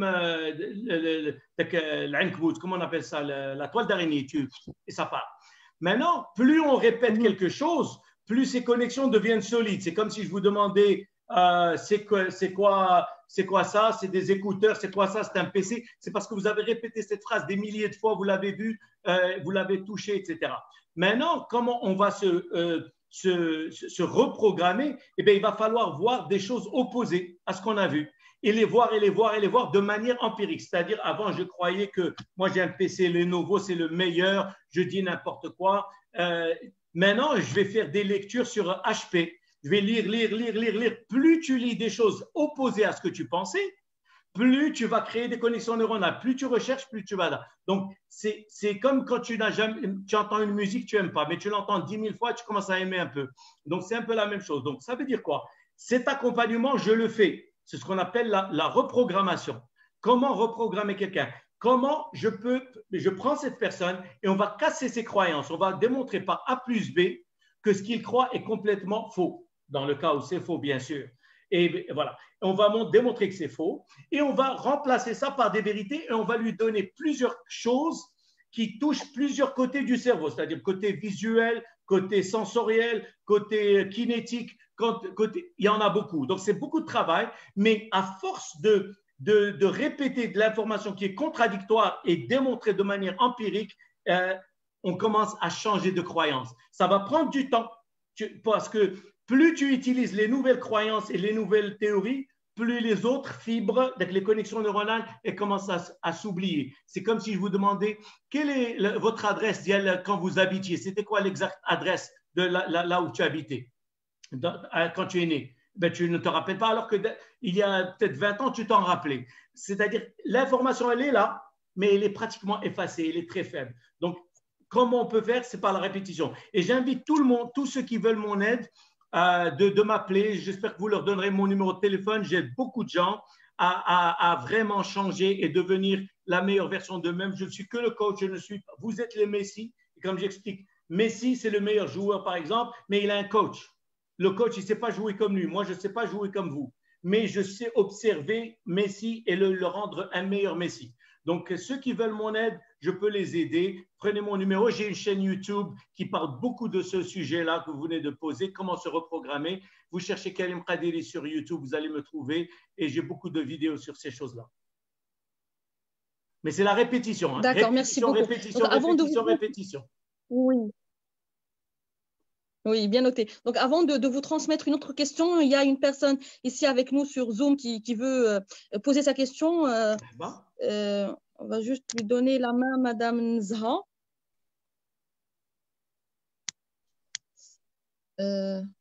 Voilà.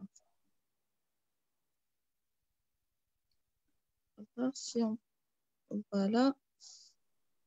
OK. Donc, Madame Nzha, vous avez le… Oui. Oui, bonjour, Monsieur Kadiri. Bonjour, madame. Vous avez la main de parler. Ça va, vous allez bien? Top. Je vous ai écouté avec intérêt et enthousiasme. Oh, vous êtes gentil. C'est un honneur, franchement. Et pour moi, c'est de l'objectivité. Il y a de l'objectivité dedans. Hein. Ouais, c'est très gentil. Et vous voyez, madame, je dis, quand tu fais des choses sympas, nous tous, moi, quand je forme des gens gratuitement, et rien que leur merci, ça fait une autre vie. Donc voilà, j'ai créé mon bonheur pour vivre dans mon divertisme. Mon divertisme, c'est par exemple de travailler avec des gens. C'est magnifique. Ben, merci en tout cas. Ben, merci à vous. Franchement, j'ai des petites réflexions, des petites questions. Alors, j'ai retenu que on est dans l'espace et dans le temps, on est dans un contexte particulier, bien sûr. On est vraiment, je peux dire, infiniment petit. Alors, quelle est notre influence? Quelle est notre influence sur la conscience et sur notre… Bien sûr qu'il y a une conscience individuelle et une conscience universelle, même si on ne peut pas le démontrer, comme vous avez dit, certaines choses qui ne sont pas prouvées. Donc, et je pense que tout ce qui est cosmologique, on ne peut pas le prouver scientifiquement. Donc, quelle est notre influence sur la conscience universelle? Je pense qu'on est bien responsable et qu'on a une part de responsabilité. Vous-même, vous avez dit qu'il faut être objectif, on n'est ni pessimiste ni optimiste, et une certaine objectivité qui influence quand même cette conscience universelle. Ça, c'est ma première question. J'en ai une deuxième, s'il vous plaît, je vais abuser de votre présence. Que pensez-vous de la notion de karma, de destin? Aussi, vous avez cité le mot le mal et le bon. Qu'est-ce que le mal pour vous? Voilà, donc ces trois petites questions. Okay, je vais essayer de me rappeler, hein, parce que peut-être que je vais oublier, mais je commence par la première, je vais essayer de me rappeler. Vous avez pas déjà cette histoire de conscience universelle. Moi, je vous ai dit, je suis quelqu'un, tout ce qui est croyance, je ne peux même pas en discuter. Allez, parce que il croit ce qu'il veut. Mais si tu ne peux pas me donner une raison d'y croire, je ne veux même pas en discuter. Ce n'est même pas un sujet. Parce que on se réincarne. Ok, je me réincarne.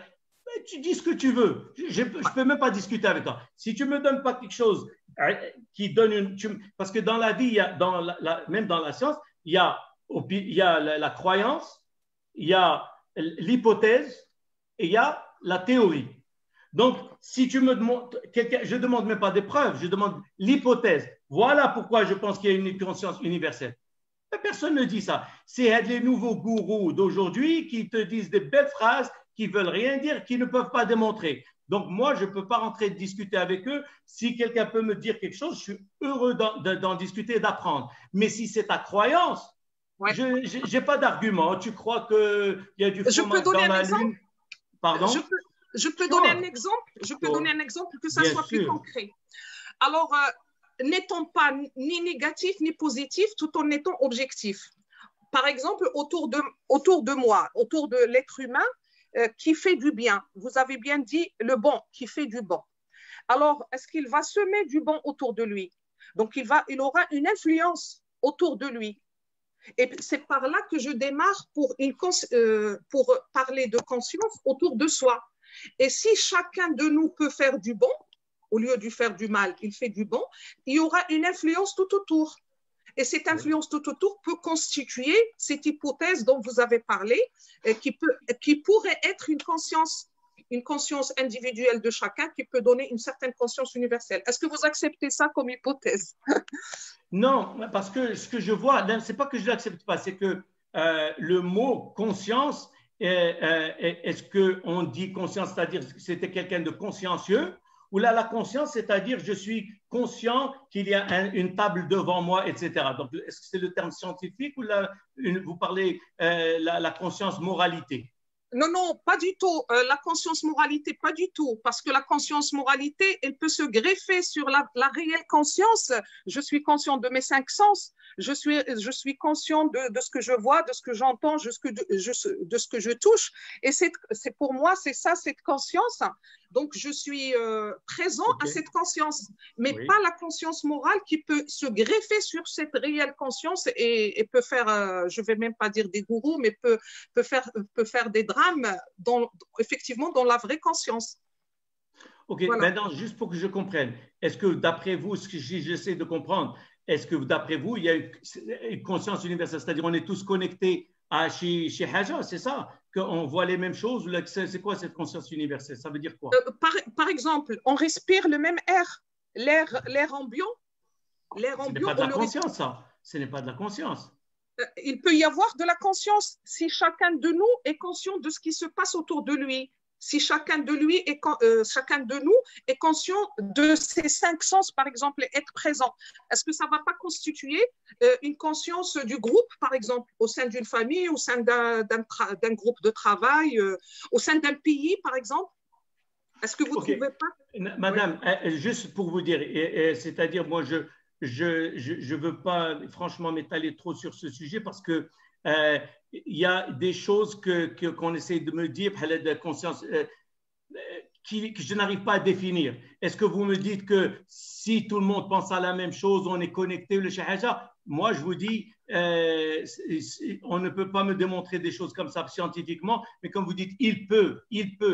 Moi, je ne rentre pas dans il peut. Moi, je vois ce qui est. Si vous pouvez me démontrer quelque chose, on peut en discuter. Donc, pour moi, je dis, je n'ai pas la science infuse, mais tant qu'il n'y a pas une chose qui me montre qu'on nous sommes connectés parce qu'on pense la même chose, je ne sais pas quoi, je ne peux pas en discuter parce que ça reste c'est même pas des hypothèses, c'est des croyances. Il n'y a rien de scientifique, il n'y a rien qu'on peut démontrer et qu'on peut calculer parce que quand on a un processus scientifique avec une théorie, on peut faire des prédictions.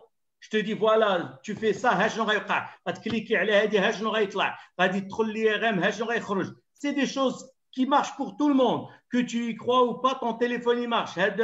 Zoom, il marche. Voilà, donc là, c'est des choses calculables qui marcheront pour tout le monde. Mais quand on parle de croyances, truc collectivité, je ne sais pas, moi, j'y connais rien. Et je vous dis, je ne veux même pas en discuter parce que je n'ai pas, je ne sais même pas de quoi je parle. On parle de choses qui sont jolies, mais qui ne veulent rien dire pour moi en tout cas. Je n'ai pas les outils pour en parler.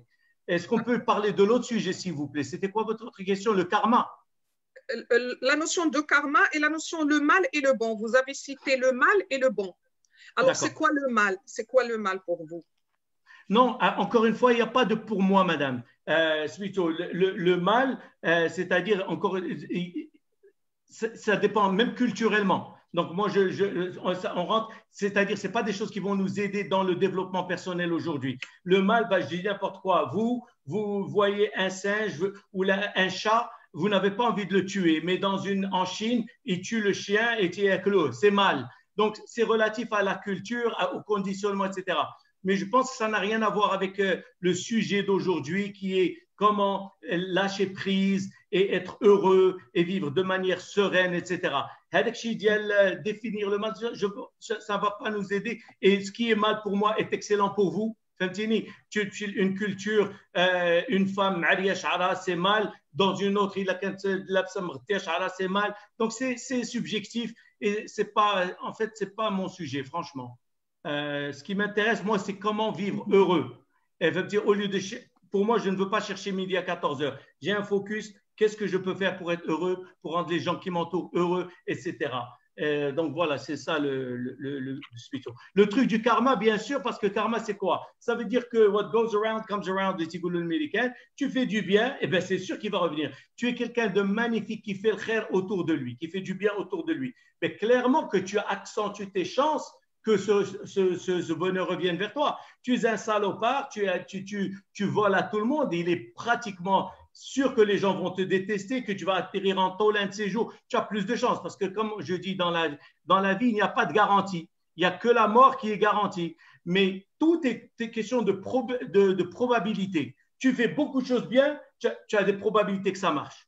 Tu fais beaucoup de choses mal, tu as probabilité que ça ne marche pas. Tu as une pizzeria, tu fais d'excellentes pizzas, tu prends soin de tes clients, tes prix sont raisonnables, tu as du stationnement, probabilité que ça va marcher. Tu as une pizzeria, tu es nul, tu ne traites pas les gens bien, tu ne fais pas de publicité, tu n'as pas de stationnement, eh bien, probabilité c'est que ça ne va pas marcher. C'est aussi bête que ça, à mon avis.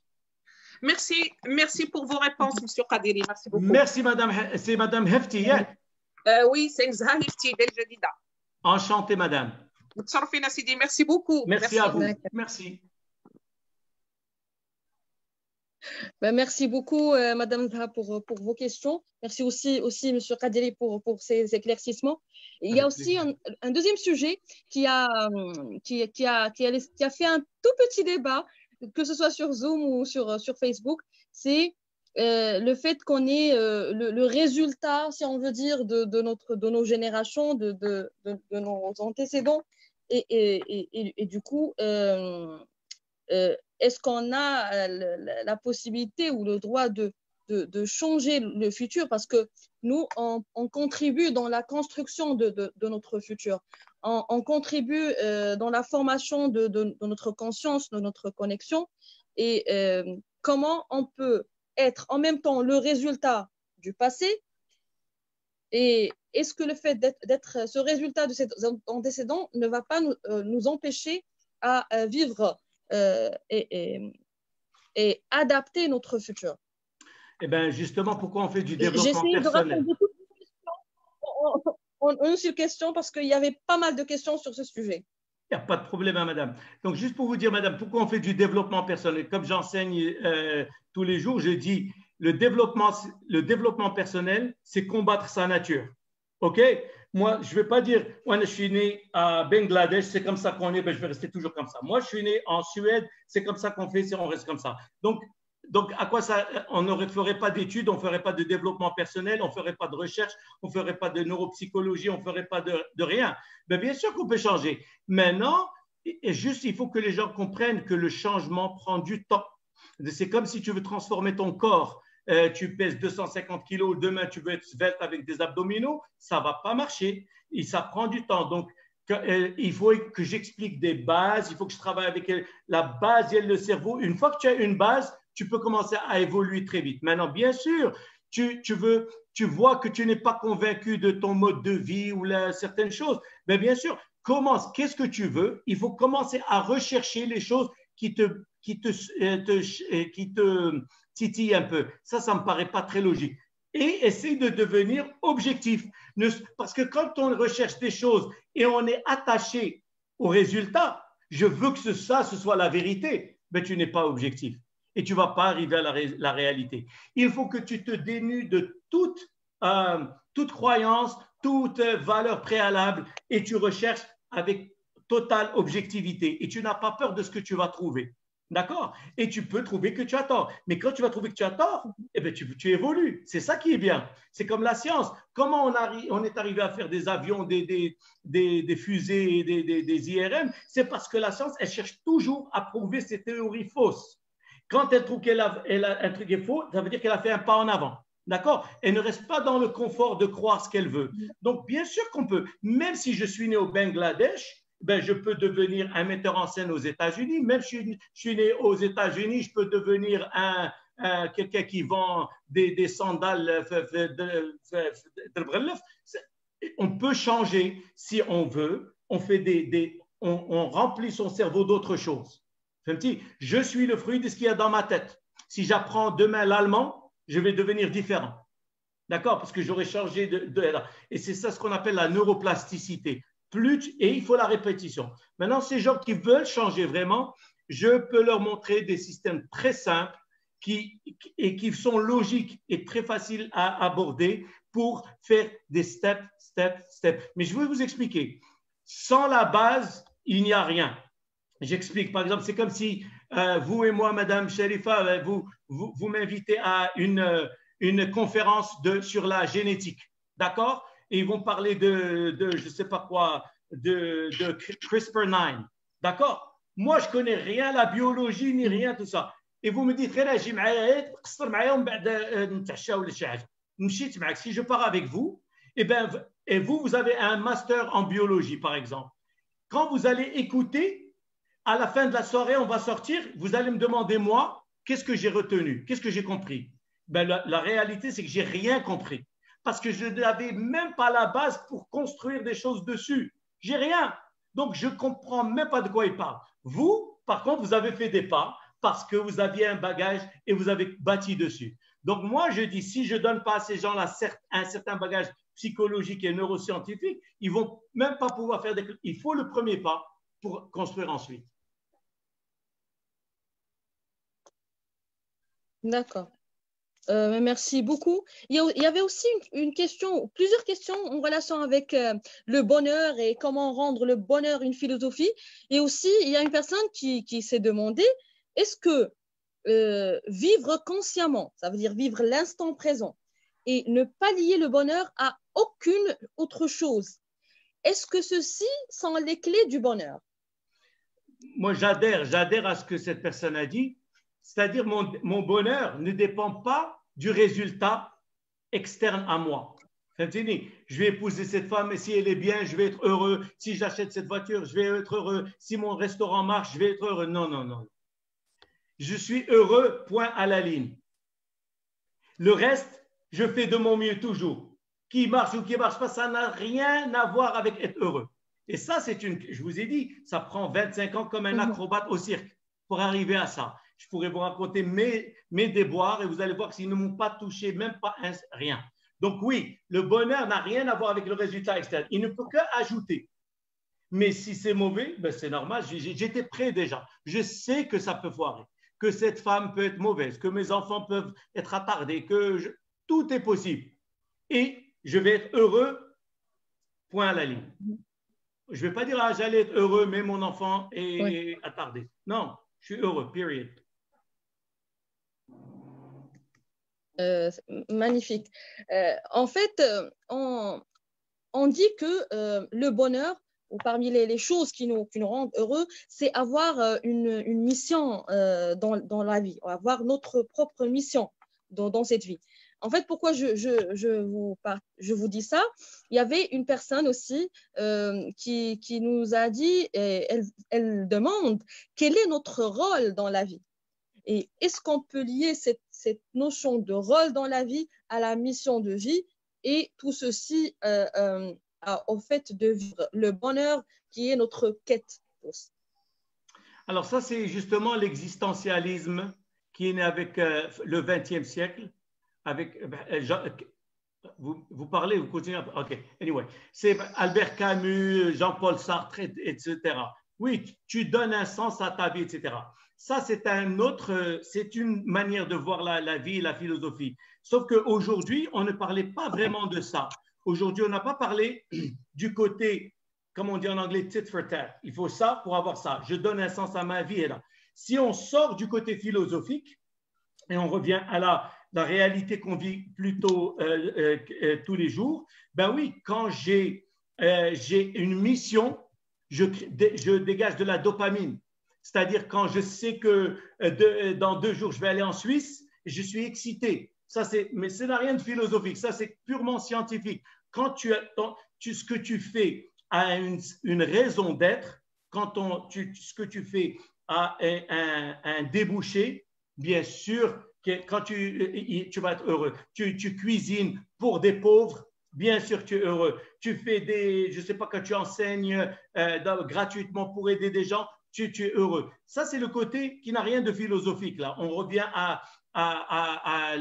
au bonheur du côté plutôt simple et scientifique. Oui, tout ce que tu fais, et le bonheur dont parle cette personne, c'est dans l'anticipation. Ce n'est pas dans l'acquisition, parce que tu rêves de cette Rolex et tu flippes, et c'est cette excitation que tu vas l'avoir qui t'intéresse. Une fois que tu l'as, après une semaine, tu n'en as rien à foutre. Ça y est, tu as une montre et puis c'est tout. Donc, l'anticipation, il faut toujours avoir des petits, ça c'est un autre truc que j'enseigne, mais ça c'est plutôt dans la science et le pur. Donc, chaque fois que si tu veux être excité, c'est quand tu as une anticipation. Tu anticipes un voyage, tu anticipes une action, ça donne de l'excitation. Mais une fois que c'est pour ça que quand on se marie, c'est l'excitation, je veux me marier, mais après tu te maries, après 15 ans, il n'y a pas cette excitation parce que ça y est, tes neurorécepteurs, ils sont bien tassés, ils sont comment on dit, ils ne dégagent plus rien, tu ne ressens plus rien. Donc, on a besoin de créer toujours de nouveaux objectifs pour toujours être stimulé. Mais là, on ne parle plus de philosophie. Et quel est le but de la vie? Ça, c'est dans cet esprit-là. Moi, je dis, chacun doit savoir ce qu'il veut. Très souvent, quand je forme sur le développement personnel, je demande aux gens, okay, qu'est-ce que tu veux? Qu'est-ce que tu veux, madame? Qu'est-ce que tu veux de la vie? Et beaucoup de gens ne savent même pas ce qu'ils veulent. Ils sont rentrés, ils ont pris un boulot, ils sont là et ils ne sont pas très heureux, mais ils ne savent pas pourquoi ils ne sont pas heureux et tout ça. Mais non, mais qu'est-ce que tu veux? Tu as une seule vie. Moi, j'ai une seule vie. Donc, l'option de ne pas être heureux n'est pas une option. D'accord? Donc, qu'est-ce que tu veux? Et est-ce que tu as choisi la voie que tu veux? Non, on rentre dans le développement personnel. Je dis aux gens, c'est comme si ta quête de bonheur, c'est comme si tu rentres dans une autoroute et il y a 100 km devant toi. Mais toi, tu te fatigues, tu prends la première sortie de l'autoroute. Ne viens pas te plaindre demain parce que tu n'as pas fini ta trajectoire. Donc, si tu sais ce que tu veux, eh bien, tu continues. Et comme on a dit, si c'était facile, tout le monde le ferait. Pour arriver à se lâcher prise, ce bien et tout ça, eh bien, ça mérite de se battre. Moi, par exemple, j'ai dû quitter l'emploi chez des gens pour travailler tout seul comme un hippie dans ce que je fais. Eh bien, j'ai pris des coups. Ça prend du travail et beaucoup de sacrifices, comme ceux qui sont allés devenir médecins. Ils ont pris 7 ans d'être là. Est-ce que tu es prêt à payer le prix pour avoir ce que tu veux? Non, moi, je veux ce que je veux, mais je n'ai pas envie de payer le prix. Et ce n'est pas possible. Donc, si tu es prêt à souffrir pour arriver à ton but, ça, c'est du bonheur. Mais il ne faut pas négliger le parcours. Parce que quand tu vas vers ce parcours, tu es heureux parce que tu es en train d'opérer dans ce que tu aimes. Ne l'oublions pas. Oui, d'accord. Donc, on doit déjà savoir ce qu'on veut réellement et par la suite se demander et répondre honnêtement à la question de est-ce que je suis prêt à payer la contrepartie de ce que je veux. Maintenant, comme on est sur la fin de cette séance, si vous pouvez partager avec nous juste une toute petite simple technique si une personne veut savoir qu'est-ce qu'elle veut, mais elle ne sait pas comment faire, elle est dans la conscience qu'elle veut savoir ce qu'elle veut, mais elle ne sait pas comment faire. Est-ce qu'il y a quelque chose de très simple qu'elle peut faire et au moins elle lui met sur le chemin de cette quête qu'elle a? OK. Alors là, on est sorti encore une fois avec plaisir. Je suis heureux de répondre parce que je suis quelqu'un qui a connu beaucoup de souffrances dans ma vie. J'étais perdu et quelqu'un m'a réorienté et tout ça. Donc, je suis heureux de partager. Alors, la réponse, elle n'est pas courte, mais elle est très importante. Comme j'explique très souvent, on parle à des enfants qui ont 4, 5, 6 ans. Tu lui dis, qu'est-ce que tu veux devenir quand tu seras grand? Eh bien, cet enfant, à 5 ans, il te dit, moi, j'ai envie d'être médecin, j'ai envie d'être pilote, j'ai envie de je ne sais pas quoi. Et effectivement, à 30 ans, il est médecin et il est pilote, je ne sais pas quoi. Parce que cet enfant est une exception, mais il y en a qui vraiment, ils avaient une vocation, ils savaient ce qu'ils voulaient. La plupart d'entre nous, à 25 ans, on ne sait pas du tout ce qu'on va faire, peut-être 30 ans, 35 ans. Très bien. Maintenant, comment on va savoir? Il y a plusieurs manières et je fais partie de ce lot-là. c'est, il y a un truc que je dis aux gens, c'est-à-dire quand tu es chez toi, ferme les yeux et rêve, pose-toi la question, où c'est que je veux être dans 5 à 10 ans? Où c'est que je me vois? Et tu vas commencer à te voir, ah, là, je vais être docteur Kadiri, ou là, j'ai ma pizzeria, ou là, j'ai mon, je sais pas quoi, mon magasin d'habits, ou là, je suis architecte. Tu commences à visualiser le truc, et c'est du rêve libre. Hein. Personne, c'est tout seul. Tu rêves. Dès que tu vois cette image, c'est celle-là. Et elle est ambitieuse. Il faut ne pas oublier que nos rêves, ils sont généralement ambitieux. Je vais avoir une villa, je vais habiter en Australie, je vais être en Californie, je vais faire ça, je vais être acteur, je vais être chanteur. Maintenant que tu as vécu ça, tu sais, c'est ça ta vocation. Je dis toujours, ta vocation, c'est ce que tu aurais fait si l'argent n'était pas un souci. Il n'y a pas d'argent, l'argent n'est pas un souci. Qu'est-ce que tu veux faire? Ah, moi, je vais être un surfeur. Ben, va faire du surf, tu peux gagner de l'argent. Je veux être un acteur, va faire de l'acteur. Je veux être commercial, j'adore le commerce, va faire du commerce, il y a de l'argent. Je veux être dans la technologie, va dans la technologie, il y a de l'argent. Il y a de l'argent dans tout. D'accord? Ce n'est pas des secteurs qui sont rapporteurs, c'est l'humain. Tous les secteurs sont rapporteurs et dans le même secteur, il y a des gens qui crèvent la dalle et il y en a qui ont plein de succès. Donc maintenant, essaye de rêver de où c'est que tu veux et ça va te donner un petit sourire, tu vas être très content, tu vas t'imaginer dans ce truc-là. Très bien, ça c'est ta vocation. Va le faire. Maintenant, sache que ça ne va pas être impossible et ça ne va pas être facile non plus. Ça va être difficile. Maintenant, est-ce que, comme vous avez dit, Madame Souissi, est-ce que tu es prêt à payer le prix? Celui qui a voulu être médecin, on utilise médecin parce que c'est une métaphore très claire, eh bien, il a compris avant de commencer sa trajectoire qu'il avait 7 ans au moins devant lui et sans gagner un rond. Et Aed, après 7 ans, il va faire autre chose. Aed, il doit prendre un local. Aed. Donc, il connaissait son sacrifice et il a dit, je vais le faire. Parce qu'au moins dans 8-9 ans, je vais être en dans une très bonne situation. Très bien. Donc, ça, c'est une manière. La deuxième manière pour te motiver, c'est la paradoxe. Je dis aux gens, imagine-toi, ferme les yeux et imagine-toi que tu es en train de faire encore la même chose que ce que tu es en train de faire aujourd'hui. Dans 5 ou 10 ans, tu es encore là. Là, tu t'imagines et tu étouffes. Oh, je ne peux pas rester dans ce bureau. Je peux pas. Ça te donne de l'énergie. Donc, tu as deux. C'est où c'est que tu veux être et tu t'imagines rester dans 10 ans, tu es encore là et ça va te donner beaucoup d'énergie.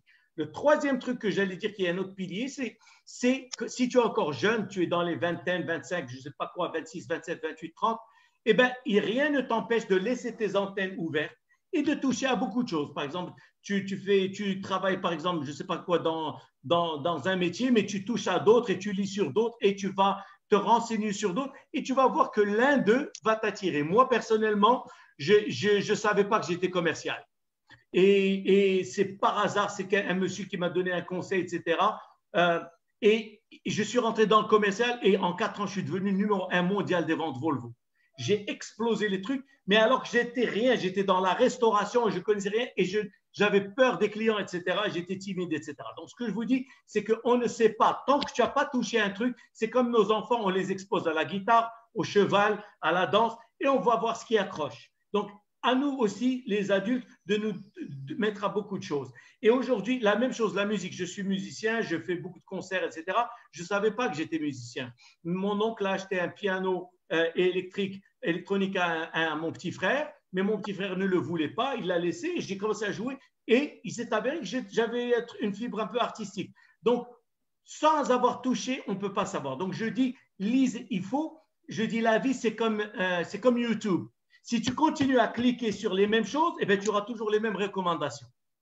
Maintenant, la vie, il faut cliquer sur autre chose. Toi, tu es toujours dans les chevaux. Maintenant, touche la cuisine, touche la mécanique quantique, clique sur la danse, clique sur la physique, clique sur les maths, clique sur je ne sais pas quoi. Et tu vas voir d'autres recommandations. Là, tu seras plus riche. Et sors de ton cercle. Si tu ne vois que toujours c'est comme lire un seul bouquin. Si tu lis un seul bouquin, tu ne peux pas t'instruire. Il faut changer les sources d'information. Et tu vas voir que quelque chose va t'attirer. Et une fois que ça t'attire avec passion, eh ben, tu traces. Tu sais que c'est dur, mais ça vaut le coup parce qu'à la fin du tunnel, tu es heureux. Tu sombres dans la jouissance et dans ce que tu es. Oui. Merci beaucoup, merci beaucoup pour cette illumination. Je note bien que si on a les choses claires dans notre tête, notre rôle, notre mission sur cette planète, elle est claire dans notre tête, on y ajoute cet esprit d'éveil et d'avoir l'audace, si on peut le dire ainsi, de toucher toutes les opportunités qu'on reçoit et les occasions qu'on reçoit, on aura le chemin très clair devant nous. Et c'était aussi la réponse à une question d'un de nos followers sur Facebook. Super. Donc, avant de mettre fin à cette session, de la clôturer, je vous prie, nos participants sur Zoom, de faire le sondage, de répondre au sondage qui a été proposé. Notre quête, c'est voir vos satisfactions pour améliorer nos prestations, améliorer nos services dans le club, dans la commission. Merci à vous, Monsieur Karim Kadiri, pour votre temps, pour votre échange, votre knowledge, votre connaissance que vous avez partagé avec nous. Merci infiniment à nos participants sur Zoom qui ont enrichi la session à travers leurs questions sur le chat ou bien à vive voix. Et un grand merci à nos followers sur Facebook. Il y avait pas mal de personnes qui suivaient sur Facebook et qui ont fait pas mal de questions qui ont aussi enrichi notre session. Désolé de vous interrompre, Madame Swissi. Oui. Donc oui, je suis sur Facebook. Je serai très reconnaissant de votre amitié. Je suis sur LinkedIn, la même chose. J'ai une chaîne YouTube et j'ai un site web. Vous me cherchez, vous me trouverez. Et je serai heureux de vous accueillir dans mon réseau. Et si vous avez besoin de mon aide, je suis à votre service. Je veux que tout le monde soit heureux parce que moi, j'ai connu la souffrance et c'est ce qui m'a poussé vers cette quête de recherche d'y le bien-être. Maintenant que je connais la souffrance et je connais le bonheur, je ne veux pas que quelqu'un d'autre souffre. Donc, je suis à votre écoute. N'hésitez pas de me contacter. Voilà, merci beaucoup pour toute personne qui souhaite avoir plus d'informations ou plus de contacts ou des questions à notre Kadiri. Il est là sur tous les réseaux sociaux. Il est sur LinkedIn au nom de Karim Kadiri sur Facebook et aussi sa chaîne YouTube. On sera ravis de vous suivre et lui aussi, il sera ravi de vos contacts. Voilà. C'était la fin de notre session. On veut vous revoir encore une fois dans d'autres sessions. Je rappelle que le club des dirigeants continue à offrir ces thématiques, continue à offrir ces webinaires. Je rappelle que aussi demain, nous avons des séminaires tout au long de la journée et toute la semaine. Juste suivez la page. Suivez nos publications et vous aurez plus d'informations sur tout ce que peut offrir notre cher club des dirigeants, le CDD. Merci beaucoup. Ça va, bye bye. Bye.